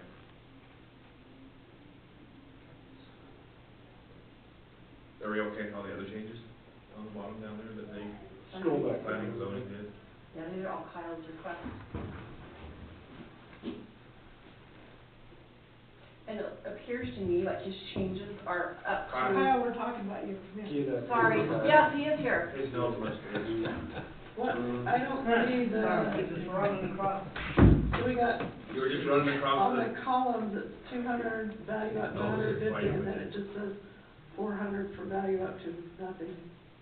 There's no value. I think if you read over a little bit farther, there's 1,000 for value, up to 3,000. Yeah, 3 it million. keeps going up to 3 and Oh, I then see. 1,000 Just and cut up off. What do you to think 3 below it? million. Yeah. Well, I'm just saying, it just doesn't specify. What does that mean? So, right, that's the value of the project, so up to that valuation, oh, so higher the project, more the Yeah. fee? and that's cut off, It's just- actually. It is cut off. Yeah, I think just because of the, The Excel, spread, the so. Excel thing. So what are those other values? Let me see if I can pull that up.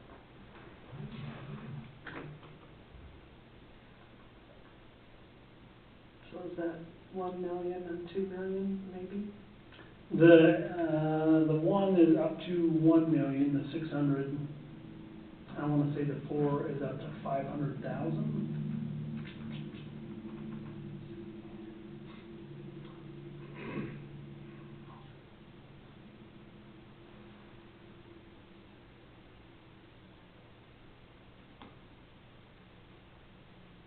Yeah, the 400 is 500,000, the 600 is 1 million, 800 is 3 million, and 1,000 for over 3 million. Yeah. So we haven't adjusted our fees in like 20+ years or longer with planning and zoning, and so I kinda, what I did is went and checked 5 or 6 different jurisdictions and comparison. yeah, brought them up a little bit, not to what others are. I think over the next 5 or so years, we'll continue to adjust, but for now, I think it's just something that we needed to come back to and adjust slowly rather than a large chunk, at a time, so.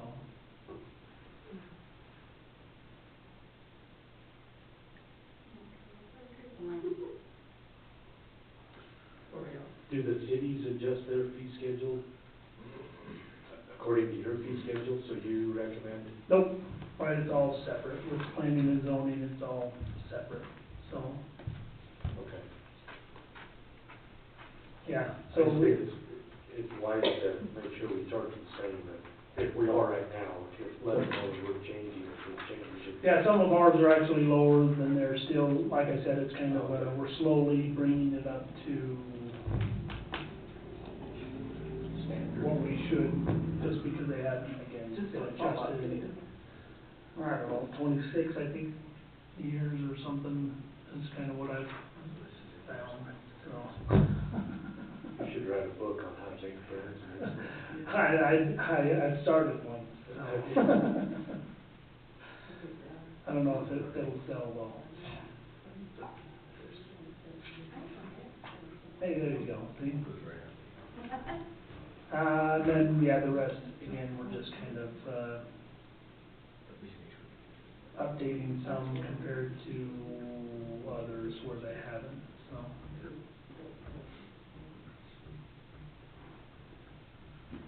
Most simple subdivisions throughout the state are substantially higher. We just raised it up to 100 there instead of 50, so.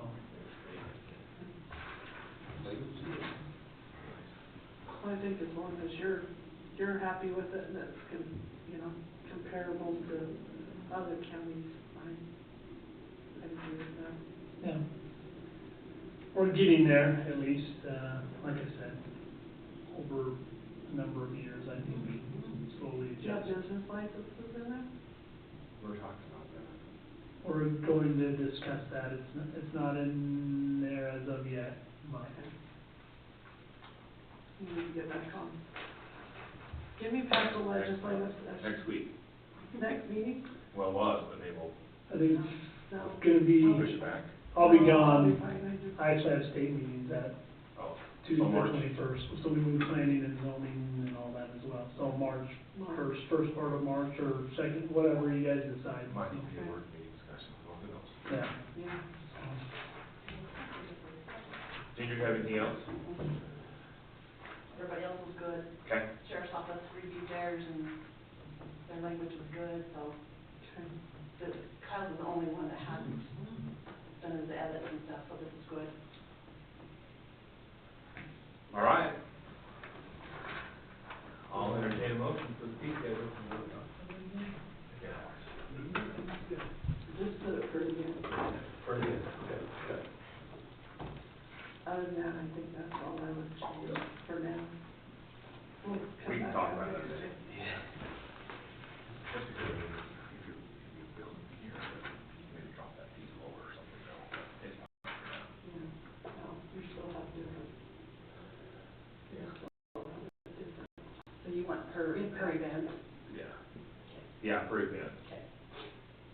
Other than that, I'll entertain a motion on the fee schedule that's being set for 2024, right?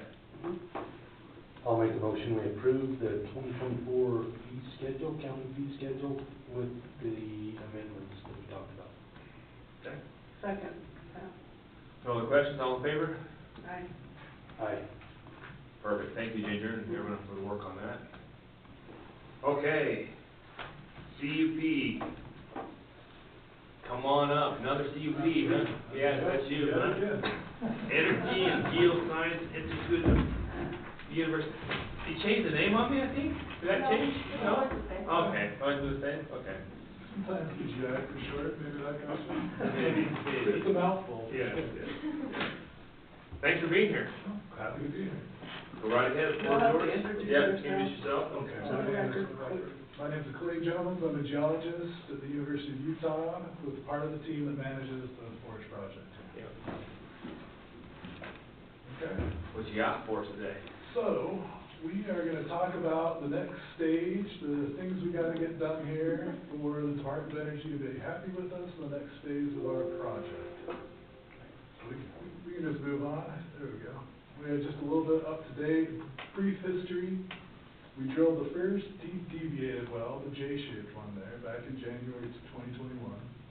We did a couple stimulations down at the toe of that well, leaving a lot of extra room on the lateral part of that wellbore to be stimulated, which is what we'll be talking about. And then we drilled the right-hand side, that dashed line, 300 feet right above it. So the one on the bottom will be our injection well, the one on the top will be our production well, and we're trying to make this distributed fracture network in between to mine the key out. Next slide, please. So just to give you an idea of what the equipment on the pad looked like the last time we did a stimulation, now we're gonna step up. We're going from 3 stages to like 14. So it's gonna be a bigger operation, but it will look something like this. We'll have 2 smaller mobile rigs on site. These pump trucks you can see in red, and there's some frac tanks behind that are filled with water. We need a kind of a new water distributing system, which is one of the first things we'll want to undertake here, and that'll involve building some line lakes and putting some large water containers on the pad. So I think we show that on the next slide, if I remember right. So have you got a drill rig up there now, or is that for? We're about to drill rig out there. In the not too distant future, we'll have 2 smaller kind of truck mounted drill rigs. We don't need the big, 150 feet tall ones. Okay. So we hope to begin the Sorry. So we hope to begin the stimulation in early April. It'll last about 27 days. Then we'll move off for about a month and get ready for our circulation testing. We'll be injecting in one well, producing out of the other, just going in a loop, and that'll last for about a month. And like I said earlier, that'll kind of wrap up phase 3B part of the project, October 2024, and then we'll move into the next phase. And that will include additional stimulation, testing. We just had 13 new R&D recipients come in. These are national labs, universities, people from industry that are either going to develop stuff for EGS systems or come to the site to try tools or techniques to try to get this up and running. And I think we have funding for phase 4 out to 2027. You did get that approved? Yes. Oh, good. Okay, so this is kind of looking at what the water storage means. We're gonna put 2 big tanks up on one of the pads. In this drone shot, we're looking to the east. We'll flip it around in a minute, you'll probably get a little bit of whiplash. But at the bottom of the page is where those 2 deep wells are. They're drilling up towards the top of the page. We've got a newly completed water well where those top 2 blue dots are. We'll fill up 2 tanks there in the near future. The Utah Geological Survey and the United States Geological Survey will come out to do some well testing on that. They'll start filling up some of those tanks. And then we hope to start getting started on these 2 lined lakes as soon as possible. So those you can see here, 75,000 barrel, 125,000 barrel lined lakes. All right, next slide, please. So here's a more traditional map of land ownership and the lined lakes outlined in yellow. You can kind of see their placement there. We've done cultural surveys, biological surveys, and we're waiting to hear back from Scylla, who we leased the land on, to get final permission. And once that happens, we hope to start digging out. All right, so let's talk about the stimulation. This is just sort of a primer about what the stimulation entails. So there'll be several stages. I think there's 7 in the injector well, and then 7 more in the production well. Stages are defined by where we kind of isolate the well. These are these fracture plugs here in red. We've had a heck of a time with these in the past due to the high temperatures. There are these rubber elements on it that expand. They've been slipping and failing, but we're working really hard to try to get that figured out. We also just got the order in for the basically anti-tank rounds we need to shoot out of the well, through the iron casing, through the cement, and out into the granite. So what we'll do is the 0-degree phasing, like you see on the lower left. We'll point the charges at each other, so from the top over the bottom. So we'll try to connect them that way. And then the injection goes through those perforations by the charges. Next slide, please. Here's just kind of a summary of what all is going to entail. You got the different stages, the different colored boxes, and then the different clusters or perforations are shown by whatever you would describe that padding as. I'm not sure. But so we'll do kind of matching sets in the lower part and the upper part of the well and try to get these to talk to each other. Next slide, please. Here's just a summary, probably more detail than you want, but you have the presentation if you'd like to look at it in more detail. So it just kind of gives you fluid volumes, proppant volumes. We're going to use silica sand in there to kind of go in and hold the fractures open. We've discovered that when we haven't done that in the past, it takes a lot of pumping and pressure to reopen these fractures. So as the name suggests, we'll kind of prop the fractures open and make it a little easier to re-enter the well. So we'll go from the injector to the production. And we'll try different fluids, some with friction reducers, some with gels out to make them more viscous. We'll put some tracers in there that you can detect in like hundreds of parts per trillion. That's pretty wild. So you can try to tag the water we're injecting to see where it's coming from and what rate it's returning at. And there'll be geophones out all over the surface, down at wells. We'll be monitoring all the seismicity as best we can with various organizations. I think that's more or less the plan going forward. Unless I have another slide that I forgot about.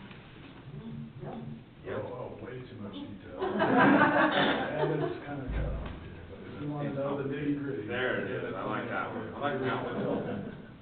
That's a pretty picture, actually. Yeah, I like that sunset. Any questions? So you're right on your timeline, what your plan was so far? Or you're a little behind? Getting those charges put together, it's not just something they have off the shelf, and has to be specially made to withstand the temperatures down there. I mean, we'll be up in excess of 400 Fs, so that's looking like the biggest bottleneck at the moment, but we're still hoping for early April. Okay. But your funding, because I know I've been working on the state and federal side of that, on funding. Greg Todd from the State Department of Energy was actually going to be in DC this week, with legislators and whatever. I was talking to DOE there on extending your funding. Well, the hope is to get it all the way out to 2031. We've adjusted our water regs for that, and what I mean is contingent on, federal funding, which is anyone's guess. Right, right. Well, I think as long as you continue to be successful in proving the theory, I think there will be funding there. We just want to help as much as possible. Appreciate that. So everything I'm hearing so far is positive. All good. I'll actually be in DC. I fly out on Friday. I won't, everything's closed on the weekend, but I'll be up there Monday and Tuesday. So I'll try and have some meetings. Very nice. Okay. Kind of do all the follow through. Team effort. Yeah. Questions? Just one question on, you go down to condition 9, just clarify for me, please. Shall install and maintain a permanent perimeter fence. Is that around the whole site? Because it goes on to say around each well. The part I'm worried about is the ponds that you're making.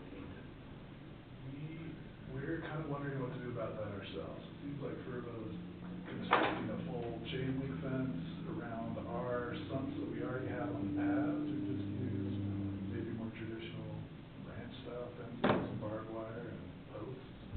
But if you have a preference on that, that's something we're debating right now. Just what sort of fencing. I just need to have the fence, right? Yeah, I just don't want the cows to be, Drop in the pond. They will absolutely be fenced. What type of fencing, we don't know. Now, the antelope and they may get through a barbed wire fence, so if it's chain link, there's not anything that get through there with lizards and snakes. I believe Sitlo will kind of give us their ruling on what they expect to be out there. Okay. I think we'll go off that unless we get other. I was going to gonna say, I think Sitla has preferred fencing depending on what. But right now, you've just done just a barbed wire fence around everything. Around the two existing smaller line lakes we have on the drill pads, those are all, yeah, fenced off. Because those are gonna be permanent though, aren't they? They're not necessarily temporary. They will sit out there and we'll be doing stimulations and circulation tests kind of now until the end of the project, and these will be our kind of feed reservoir, and if we need to get rid of anything, the smaller one will act as that. Because I know most of our stuff that we've done so far is more temporary fencing during construction and then whatever, but ponds specifically, just, you know, that's a hazard. They'll be slippery with a good incline, and we've got our like Baywatch life preservers out on out on the fencing around the existing ones in case they're needed. The cows won't grab onto it. They will not. Yeah, I'm not sure that the Yeah. crowd understands that concept. That's where the lifeguard comes in. Yeah, that's right. Okay. The string bikini. And Fernville has put up some nice fences, I gotta work on them to close the gate, the nice fences. That's always an issue. That's always an issue. It's only their fault, probably, right? Is somebody using your water well right now, or are you guys using the water well? It is, we did an initial quick test on it, and we're gonna do a proper day or two long test coming up, but otherwise, it's just been sort of stagnant so far. Okay. All right. Any other questions? And planning and zoning, has obviously heard this already. And Yeah, it was, all but one individual, so one, refrained from voting, so, just abstain from voting. abstained, just, yeah. Anyways, new member just felt like they. Well, she felt that she didn't have enough Didn't have enough information, she didn't information. understand it enough, so she. She thought anyways, that this was an ongoing project, which it is, but, right, that Clay's been meeting with us the past 4 or 5 months on this specific detail, so afterwards, after a little bit of discussion, she's like, yeah, I should have that, so I was like, yep, that's fine. So, Okay. not a big deal. Okay, So, Okay. I'll entertain a motion. I'll make a motion, we approve the CUP for Energy and Geoscience Institute. And I'll second that. All, 5, right? Oh, one. all one, yeah, all one. The Yeah, first one. first one. Did I hear a motion in a second? Yes? Yes. All in favor? Aye. Aye. Thank you, unanimous. Thank you. Thanks for coming down, appreciate it. Happy to visit. Yeah, thank you. Yep, good luck. Have a wonderful day. Thanks for keeping us updated. Council, looks like you got the next couple, 3 in a row actually, so we're gonna make it be quick, right? Yeah, let's bring Carolyn White up as well, she chairs the, Come on in. Beaver County Food Network.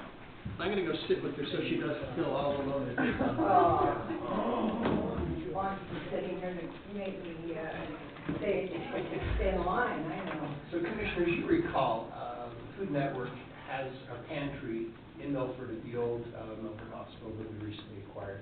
A couple meetings back, we signed a lease agreement with them. However, Carolyn counted a couple of things that we needed to change, and there was enough of them, we decided it made sense just to put together a brand new agreement. Okay. And while we were at it, the Beaver Pantry also needs a lease agreement. So we've got 2 of them for you to Never read had today.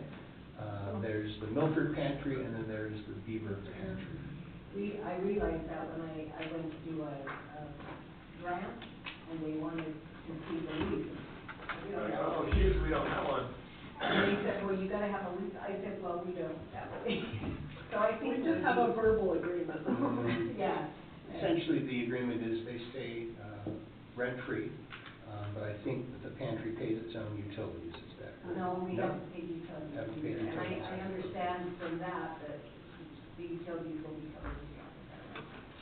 We've been doing it for years, right? Yeah, now we pay all of it. This is something that benefits our county residents. So we've been doing that, even down to Milford, Ginger, we've been paying the utilities? No. No, No, so Because they, you didn't own the building. right. But the landlord paid all of the utilities. Okay. We just paid the rent. But the search and rescue building that's over here, we did pay for those ones. And the garbage and all of the things that. The go along garbage with- we paid for, so if you're paying for the garbage Um, too, we better not be paying double. Yeah, we probably gotta check on that. Yeah, Waste because, management fines. You pay for garbage over here? and down in Milford, because Milford, we didn't have a bin down there. I know we had a can in Milford, so, which you guys probably had a dumpster. It was We small. had to get a dumpster because we just didn't have enough. Yeah. And Yeah. we are paying for a dumpster for people there. So maybe and we were just paying for a can over here. Is there a dumpster over here? There is a dumpster. So maybe we are paying, but there's two different, like search and rescue maybe retain the can. I don't know. Okay, I'll find out, I'll call Tiff and find out. Okay, but that, I know that we're paying for both of those. And, then the other thing, I know we had been using the, Wi-Fi at the search and rescue, and there was Wi-Fi in the building down in Milford. I don't know where that's going to be. I don't know what you guys are doing about that. So I talked to Aaron last week on the one in Milford, because I think, Mr. Cox had Wi-Fi in the back for everybody, and Aaron, I just told him to get Wi-Fi back there for you guys. Okay, so we will have it available. Yes. So is it provided for the preschool as well? He's We always gonna talked about that. provide it. Yeah, he was just gonna, he says it's already here. Yeah, there's no. There's, we've gotta have it It's not back an there. extra charge, It's not, it's it's just a password. Just using it, right? we had to get some new equipment to get it back there, but he was gonna have to upgrade that equipment anyway. He said he would just expedite that a little quicker than running the class. Well, that'd be helpful. We don't use it that much, but they have to send in reports to the state and to Pike County. And so we only use it just maybe a couple of times, but it's really nice to have it on site, so. Since we don't have to follow or anything like that. And, this is a letter of thank you. We really appreciate it. And, just wanted to report, this is the last report from January.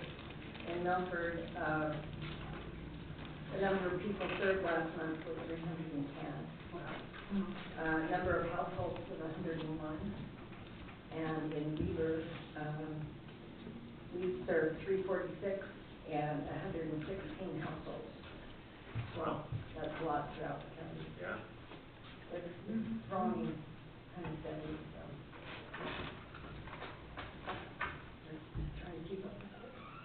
Well, we appreciate what you do, Yes. that was not an easy job, Karen, but it definitely got the perfect person in there, make sure things get done. Well, I'm trying.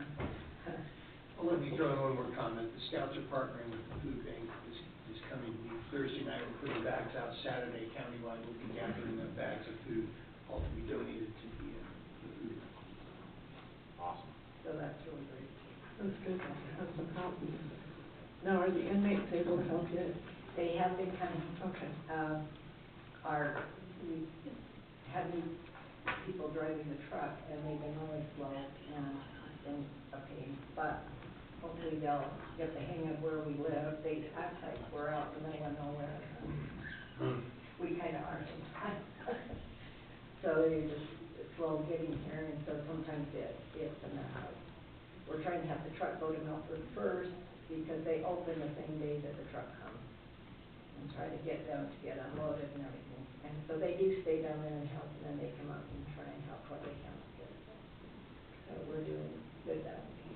How does the information get out to people about the availability of food bank? So I send out a letter every month to the local interagency, through the local interagency. LIC, yeah. And just let all the agency know the days they're gonna be open, the times. And I send one down to Michaela down in Milford City. And, but it just goes out through all of that, so Les gets it down in Milford, and whoever else comes to those meetings, it just goes out to everybody. Is there a good contact number? I know we've given your number, is that okay? That is the only number that is on Okay, there. I just didn't wanna overstep and not give the accurate number and What have you become a got? nuisance. I think it's your cell number. Okay, that's Is that what you've been that's doing? because I can, most of the times it's just when is it going to be open, and I can Yeah. take that away from the pantry managers so they're not having to. Yeah.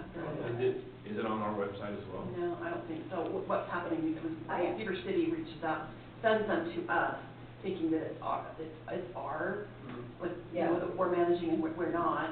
And so I've given your number as a contact, because I wouldn't have any idea of Yeah, that's when, great. how to, or any of that. Would hurt to have a link on our website, though, I mean, that's, assuming they want. I mean, Yeah, that would be great. Did to we have not that. have that link on our website? we The talked Beaver about County Food Network. The milk It's, pantry. well, you know what, I think it's there, but it's inactive, because I think I've seen it. we probably should have it on there, at least for information purposes. Oh, it Yeah. would be great to have that on there because people thinking Beaver County Food Network, it might be through the county and they may be looking at it for information, so that would I be mean, really the helpful. more places it's out there, probably, Yeah. they reach people who don't know where it is. I just got a call from the Salt Lake Food Pantry up there and they said, we don't have a number for Milford Pantry because they don't have a phone. But you can use my number, and she said, well, I don't want to give out personal numbers, and I said, believe me, it's already out there, so. Everybody's got my personal number. That's how I was like, There's no number. Yeah, I don't, Yeah. I mean, that's the only way we can do it, we have to have somebody that can be contacted, so Right. that's the one, that's the number. If it gets too much. So you've got operators in both places, though, is it, or is it the same person besides you? No, we've got Teresa Mateo is the pantry manager down in Milford. And Denise Welch was just hired up here in September, so she's been, and so we have one person in each place that is a paid. Then do you do it twice a month in both places? We do, the truck comes twice a month. Teresa, because of her schedule, and it may change because she says she doesn't know what's gonna happen with the, she's got kids down there, so I don't know what she's gonna do, but, she may be able to open more days. She's only open that one day now because of her schedule. Right here. So, All right, so it is there, okay. Does the link work? It does. yeah. So that was for December, and I send those out Oh, good. every month. I was gonna say, I know I've seen it, but Yeah. you're gonna have to change the numbers. So the numbers at the bottom, is that The 421. your home number and your cell number? Is that- Yes. And that's okay? That's okay. Okay. And then, Teresa's cell number is right, but then John Painter, so I need, the It new one needs to be has, updated. yeah, the new one has, and her times have changed also. So I'll update that. Maybe if I email it. Flyer to me, yeah. Yeah. Email it to me, I'll put it right on there. That would be great. I'll get your email and I'll Yeah, just yep. email you when I email Yep, everybody. that's great. That's helpful, I think. Okay. Any other questions? We can do the motion then. If not, there are two separate leases, I guess, There are, so yeah. we need to approve one, I guess so. each at a Do we time. need two separate motions, or can we? I think you can do one motion and just. Because it is both with the Beaver County Food Network, right? I'll make a motion that we approve the lease agreement, two of them, with the Beaver County Food Network, the Beaver Pantry, and the Milford Pantry. I'll second that. All in favor? Aye. Aye. Thank you. Thank you, thanks for all your work. Thank you. Appreciate it, Lon. Well- Stick around, let's get your signature and I'll get everybody Yes. copies. So that's a 2-year lease, Steph will have that on the reminder to renew it again. Okay. If there's an automatic renewal at the end, so. But it still requires action by us. Okay. So that way, if there's any problems. Oops, I might have signed the wrong spot. Did I sign the right spot? We can change. Oh, my goodness. Lessor, lessee, it's so confusing, isn't it? Go ahead and sign, Carolyn. Do you have extra copies I handy? can make one. Let's do We're it the right, lessor. because I crossed out the. Or lessee? We are the We ones. do all right. Lessor, lessee. Yeah, I just realized that when I went to sign this Beaver one. County and then. Mike, I'm pretty sure I signed the wrong spot. If you can print those again. You know, he tries to use different terms and language. It confuses It's so everybody. It's confusing. terrible. Terrible. Yeah, let's just. Well, this one's right. Well, yeah. So we're trying to. Email it, and then, I don't think it's clear quarter, but I'm not sure. I gotta see this. Well, we can get it. Well, while we're working on that, we can move on to the, preschool. Yes. Don't want to sit tight. Yep. Essentially, there were a number of changes made to that as well. Bring your mic up. There were some additional changes made to this as well after Commissioner Yardley was able to visit with the folks at the preschool. We needed to make some changes, and so again, it made sense to just redo the lease rather than come back with a bunch of lines through it. So Commissioner Yardley, it's been a week or two, so refresh my memory, what did we fix on this one? We fixed the telephone. Ah, okay. The Wi-Fi and then also the term, we went from a 2-year to a 6-month. Okay. And then month to month after that, but we need to still change the date, scroll back. No, keep going higher. June of 2024 is what it should say. Rather than 25, we can just line through that, I think that's minor. Do you have that in front of you? You do it now and reprint them? Oh, but it's a PDF. Yeah. PDF. Yeah, where did 2025 come from? Typo. But I can. Let's just line through it, I think that's a simple enough change, we can Yeah. line through it, initially changing that. Any other questions on that? No, everything else looks okay. I'm good with that. Okay. You wanna make a motion? I'll make a motion, we approve the lease for the preview preschool. I'll second that. All in favor? Hey, With the changes? With the amendment. Okay, all right. All in favor again, sorry, aye. Aye. make it unanimous, perfect. You'll be present, and then I'll take that copy and get it signed. Okay. Well, you have one more real quick on there, it looks like, an MOU for indigent defense grant compliance. Yeah, and we had invited the gal from Indigent Defense Services to be.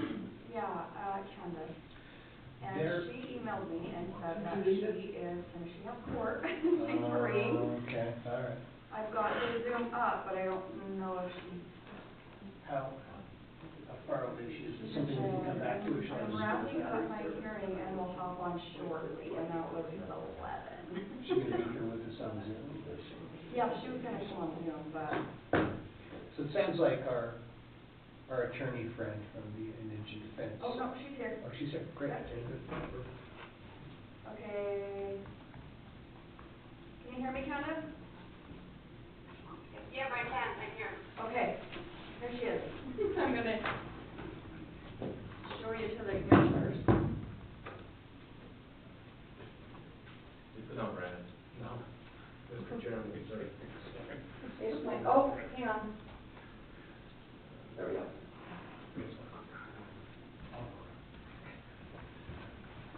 Candace, you're good, go ahead, welcome.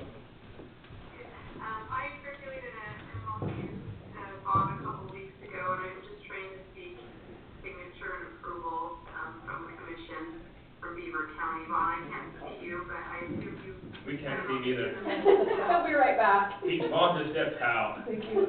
Oh, okay, well, since I don't know if Bob or Vaughn needs to do too much description of anything about the agreement, sorry. I know you're pulling it out because I'm just getting over a cold. I don't know how much you wanted me to elaborate on. Vaughn, do you have anything you wanna elaborate on this grant, on this, sorry. Oh, yeah, let me hop back in, sorry, doing too many things here at once. Welcome back. I'm back. So, yeah, commissioners. Well, Vaughn, I just explained that I circulated this to you a couple weeks ago. Normally what we would like to do is send this when we do our regular, grant request in June or July. But it always gets left off because those signatures get completed by July, since the IDC circulates this. So ideally, we'd like to circulate it at the same time as the request, so the next 6 months, but at any rate, that's why the timing is different. Commissioners, we've signed this before, and as you recall, this provides our public defenders with additional funding for wages, but also funding for services, private investigators and backup staff. And I feel it's incredibly valuable. We want to make sure that indigent defendants in our county are adequately represented, and that our public defenders have the resources they need to do a good job defending our indigent residents. And I think overall it's been a good thing. There may have been a couple of, holdups as far as funding.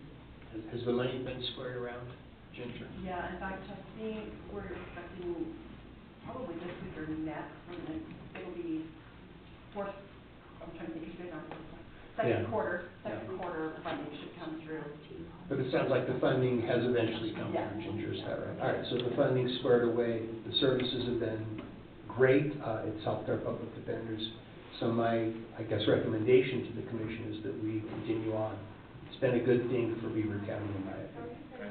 And you've seen the MOU, I assume? Oh, yeah. Okay. Any questions for Candace? So this is just the 3 counties, right, that we're tied to? Iron, Cane, and Beaver? That's what I read. Yeah, so it looks like she's fashioned it as a 3-way contract. Honestly, it's just Beaver contracting with IDC. I think she brought on because theoretically we could potentially receive services from attorneys practicing in those areas as well. We haven't. Maybe Candace could clarify that. Yeah, Candace, clarify that. Why does it say Iron, Cane, and Beaver? Because some of your services are shared between the 3 counties, like the, social worker, things like that. The Okay. conflict and attorneys we use actually will be throughout the 3 counties as well. If I remember right, this is a similar contract, isn't it always been Iron, Cane, and Beaver? I think so.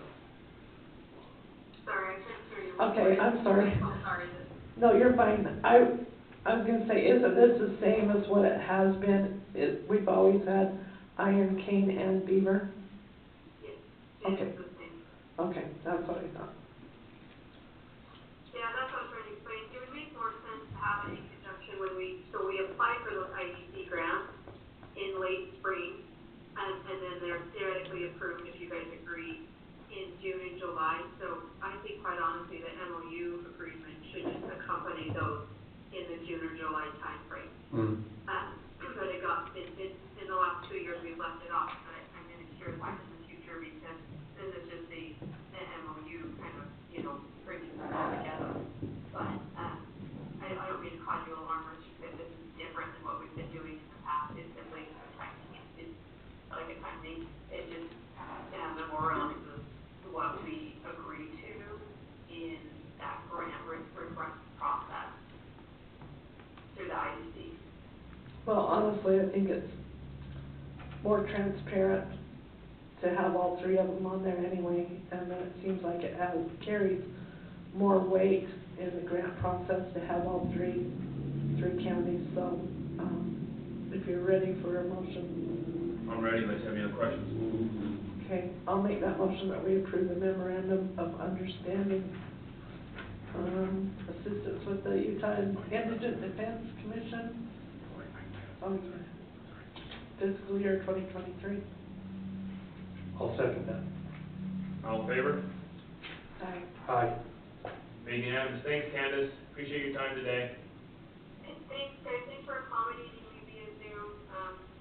I hope your weather is cooperating, or it's just rain, so. And Candace, I'll be in charge of getting these signed documents over to you once we get a copy for our clerk. Okay, have a great day, guys. Thank you. Thank you.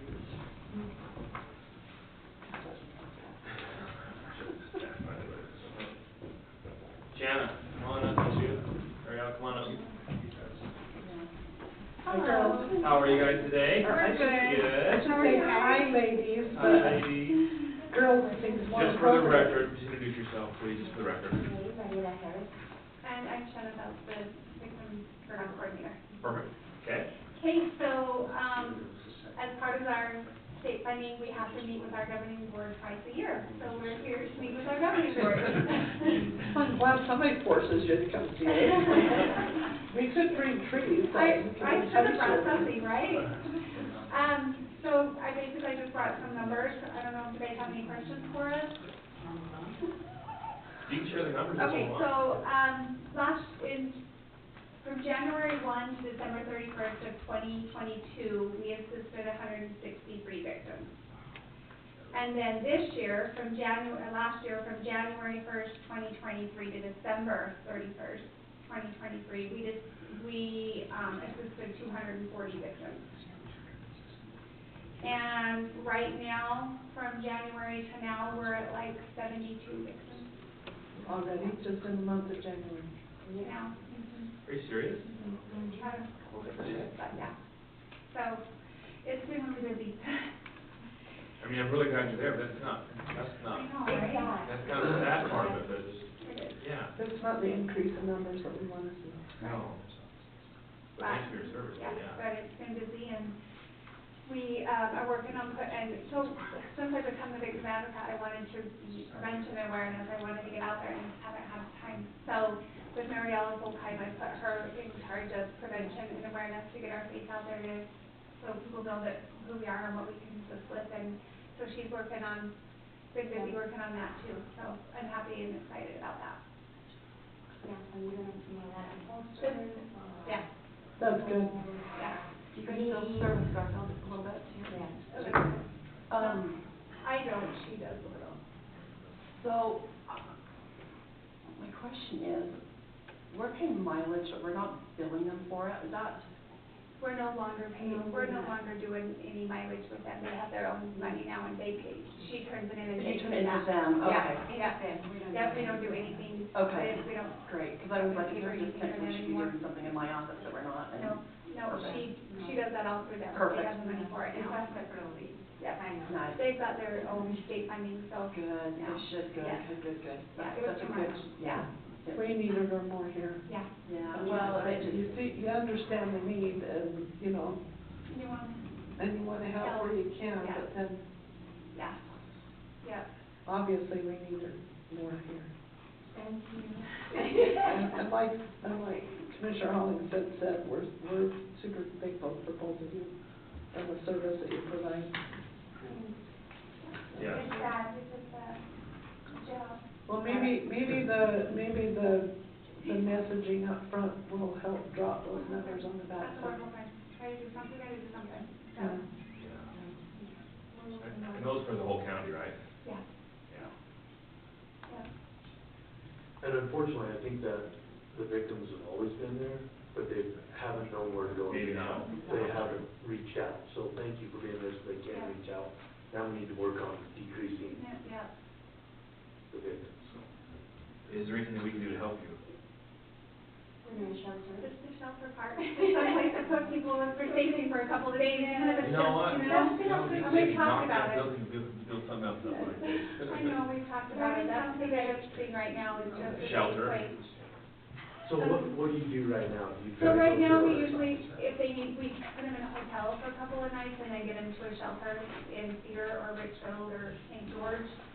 But it's sometimes hard because they have kids here, and they have kids in school here, and if they have to take their, they don't want to take their kids out of school here, and so sometimes they're putting their, you know, Well, it's just most hard. of the time they're beach, Yeah. like they're, you know, And so sometimes they just, even somewhere to put them for a couple of weeks so we can get them into a rental or, you know, we just don't have that.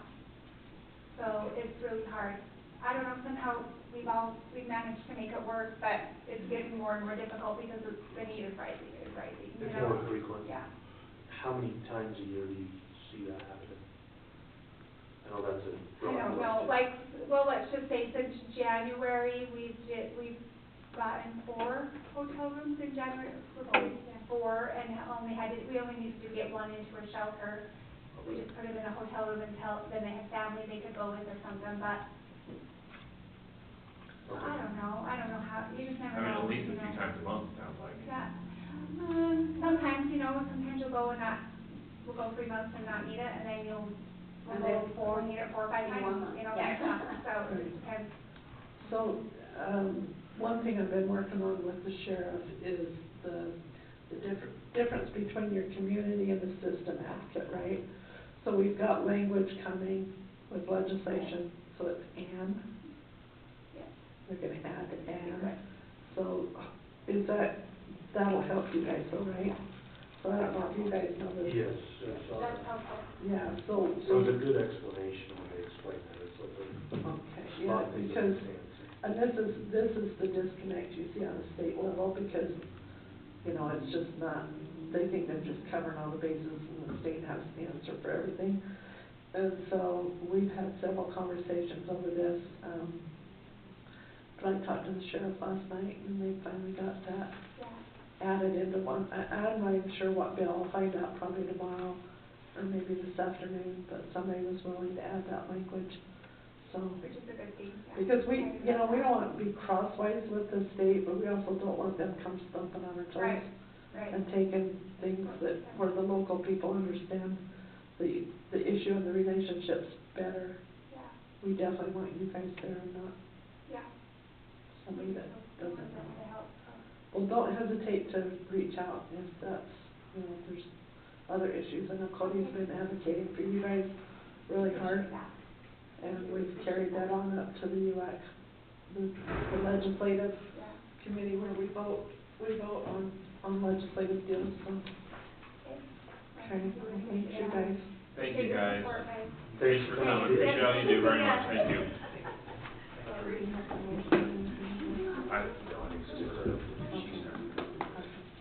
Allison, I think you're up next, you wanna come up? How are you this morning? Doing good. Good, welcome. Oh, hey, I know. she said we're good. Skip over the ratify. Oh, I did, didn't I? We'll do it. Thank you. Allison, go ahead. I just have. Congratulations, Grandma. Oh, yeah, That's where I came from. What the heck? I know, it's been pretty crazy and fun. So, but Amy had her baby yesterday, so. What'd she have? A little boy. Oh, everything's good. 8 pounds, and Oh, he's yeah, a he's good got a guy. chunky cheek. Oh, cute. Yeah, so it's really fun. So Yes, congratulations. That's your first one, isn't it? Second, Jacob had one in Oh, Jacob October, had one? so we've got Oh, okay. 2 little boys. So, yeah, pretty darn fun. So, okay, well, we just have the, contracts for the county fair. We have the Carnival Midway contract and the rodeo contract. There's really not a lot that is different. If you notice, our dates will be August 22nd through the 24th.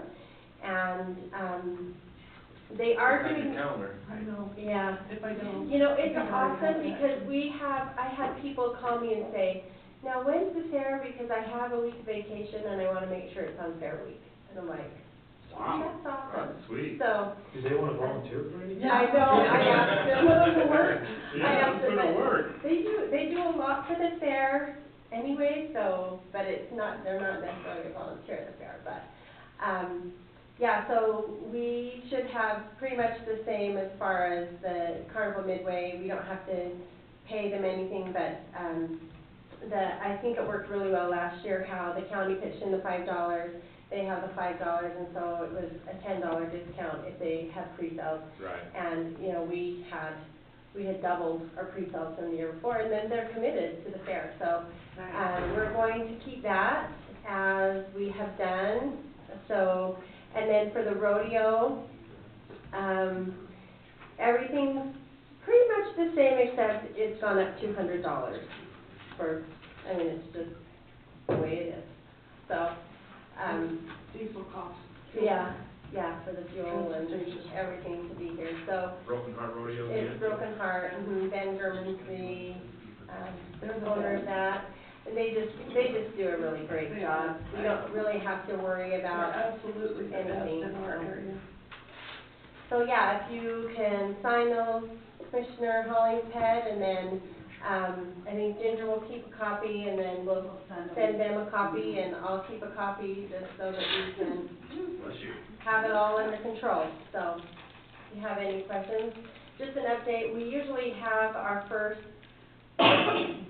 fair meeting, it should be tonight, but because I'm over, Beaver City's birthday party is tonight, Dragging Main, if you want to come. Dragging me. Yeah, and a lot of businesses are doing special discounts and things like that. 168 So years? Yep, 168. So, we actually have, we've had vendors call us, want to come back with the barbecue, so we've already had interest. We told them we'll get their contracts in about 2 weeks.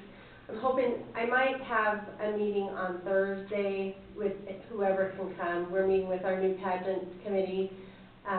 Kirsty Yardley is our miss, and Cheyenne Oswald is our team. So, and we have some really fantastic people who they have, asked to help, and from both ends of the county, so I'm really excited. We're meeting Thursday at 7 for that. And then, It's interrupted, but what time is your thing tonight? Traffic meeting? 6 till 7. But most of the businesses, all, like the Alabama, theirs is going right now, but most of them are 5 to 8 or all day, like loaded burgers all day. So it's really fun to have had all of the businesses buy in. And we want to give them an economic, you know, usually on a Tuesday in February, it's a slow night, so hopefully we can, you know, bump up their business too. Great, So, that's great. I saw it, I think, well, It was on Facebook. I Yeah, didn't put it yeah. on my calendar. Yeah. yeah, so anyways, I think we're gearing up for a great fair again, and It'll be here before you know it. it Can you will. believe it? I'd like it to be here pretty quick. Time is flying by. I know. Yeah, We're only in the first week through February. yeah, so, do you have any questions, or you? When is the first fair meeting, since it's not today? Well, I'm hoping to have it Thursday, that's what I've gotta go figure out. we were at the legislature Friday, Saturday, and then the baby and all the things kind of throwing me off, so, so I'm hoping to send it out and just do Thursday like at 6 at the extension office, and then we can have my pageant meeting at 7 and just be done. And it'll just kind of be like, for those who can be there, but at least we'll have an idea, and then we'll have our first formal meeting in March with everybody. But we just need to be able to meet. One of the questions we had was, you know, do we boost our vendor price from 75 to 100 for the 10 by 10 spot? And we're thinking that that's what we'll do. And then also in those contracts, we just said there'll be no refunds. Last year we had to pay a few, and it's fine, but, you know, it goes into one account, but then it comes out of a different account. Yeah, I don't think there should be any fun. Where it's cheap enough, then, you know, if you're gonna sign up, just be there. Yeah. Yeah, so those are a couple of things on, but we wanted to So pass what's that your by the deadline committee. on that? Is it like May 1st or No, July 1st? it's or usually something? August 1st, but we have ours that know they want to be there, and they'll be signed up by March 1st. As soon as you open it up. Mhm. Because how we do it is, they get the spot according to who has paid. Right. So if they want their same spot, They get a preference. they're motivated to pay. Right. And so that's their motivation, and it works, so. But like I said, we probably have 5 vendors already, and they just kind of know we usually get it out February, March, and so they're like, hey, this is. I would continue, you know, and we always have these conversations, but, you know, I miss being on fair board, or, you know, coming, but obviously I've got a meeting with the governor Thursday night, I'll be at the Capitol, but, Oh, that's right, you guys are I out think there. you, continue to try and get more fair board members and more volunteers. There's always a need there, and there's so many of our members that are getting some age on them, so we need to have them contact family or something and see if they can't bring somebody with them. Yeah. I would encourage that when you're, like, bring a friend with you. Yeah, Come and to that's fair how board and we've bring a got, friend. that's how we've gotten a lot of our fair board members is, hey, bring a friend, she's gonna help me, and then bring a husband, or bring Yeah, whatever. bring a So- grandkid or somebody that Mhm. can step in, you can train them, 'cause Yeah, but I'm really, you know, so Kirsten's the chair, she's got Stacy Barnes and Jamie Marshall and Cheyenne and. So that's a whole new- Like, we're a whole new, we're actually going, so our Miss Teen is, Kaiji Fells, she'll be, February 16th and 17th at the Teen Utah pageant. Oh. So she'll be there, and then Miss Utah is June 13th to 16th. I know 2 people that really like to volunteer. Oh, yeah, they are. I see them at. They're like, I don't know about that. Yeah. I'm sure we can find something for you to do at the fair.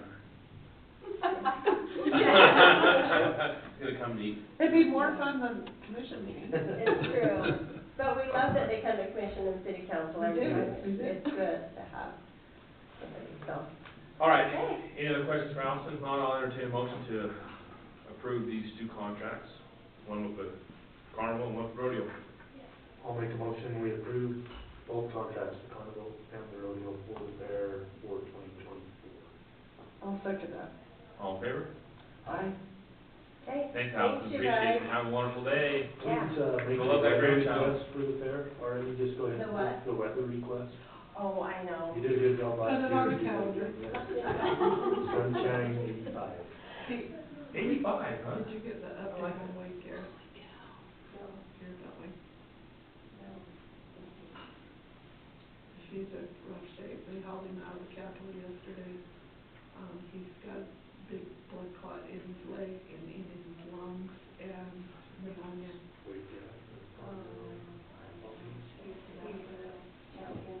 Well, I was glad he's alive, because last year, or has it been 2 years ago now,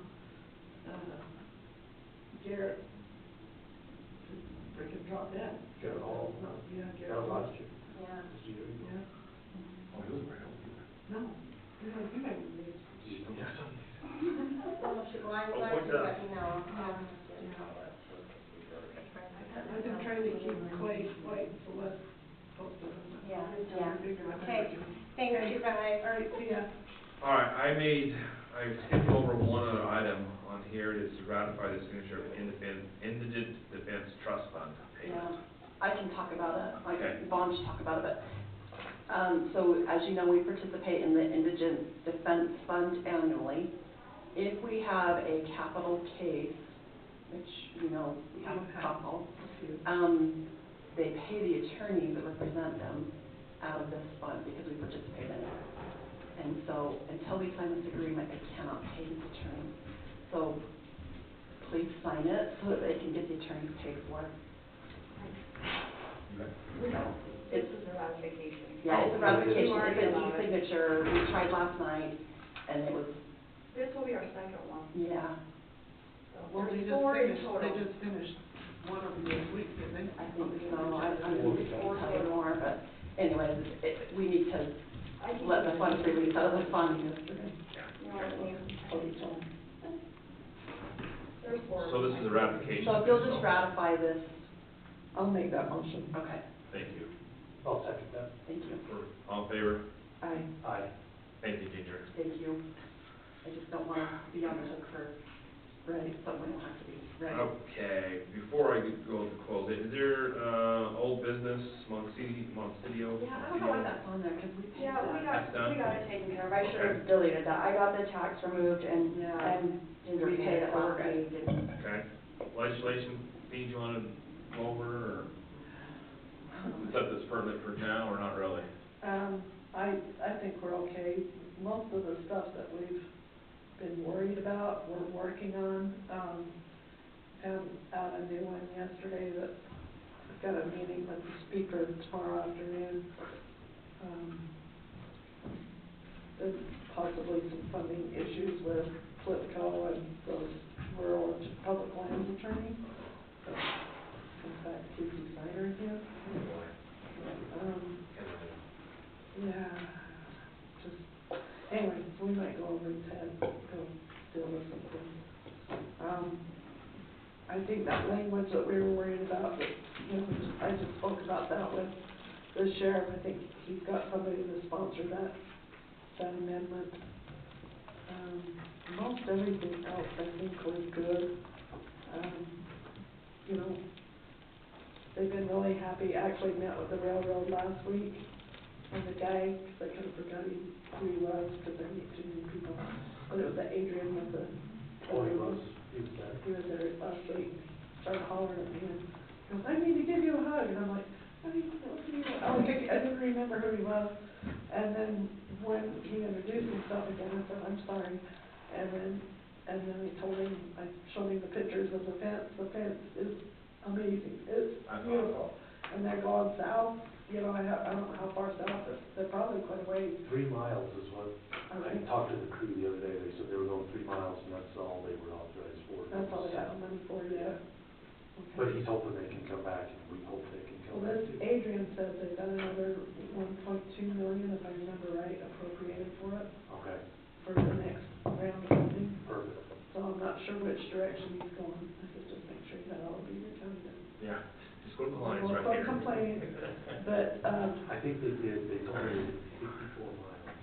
you know, that's a lot. That's And actually, that's double, because it's both sides. I think it was 54 total. Oh, but, So it was 25 on each side of the, but that's a lot. We'll take it. well, they went 20, yeah, that's probably right, because That's close, it's 23 miles, they went north. Okay.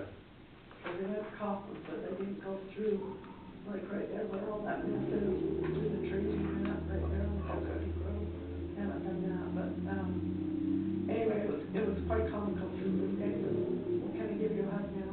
And I, well, you're not gonna be mad at me? And he goes, no, we should have done this forever ago. Yeah. But he's the guy out of Nebraska, he came out from Nebraska, and he goes, no, I'm glad you made us. That was good. That was good. It was the right thing to do, so, anyway, I kind of tickled me, but on a funny note, I can't remember, I told you guys this, they no longer retain Steve Tyler. I didn't know that. Still laughing about it. I didn't know that. Me too. But anyway, That's fantastic news. just, We've been waiting and yeah, waiting. we've been waiting, I need to show you all the pictures. I want to see the pictures, that's fantastic. Commissioner Yarborough, do you have anything else? I don't. Ginger? Counselor? Just closed session. Second?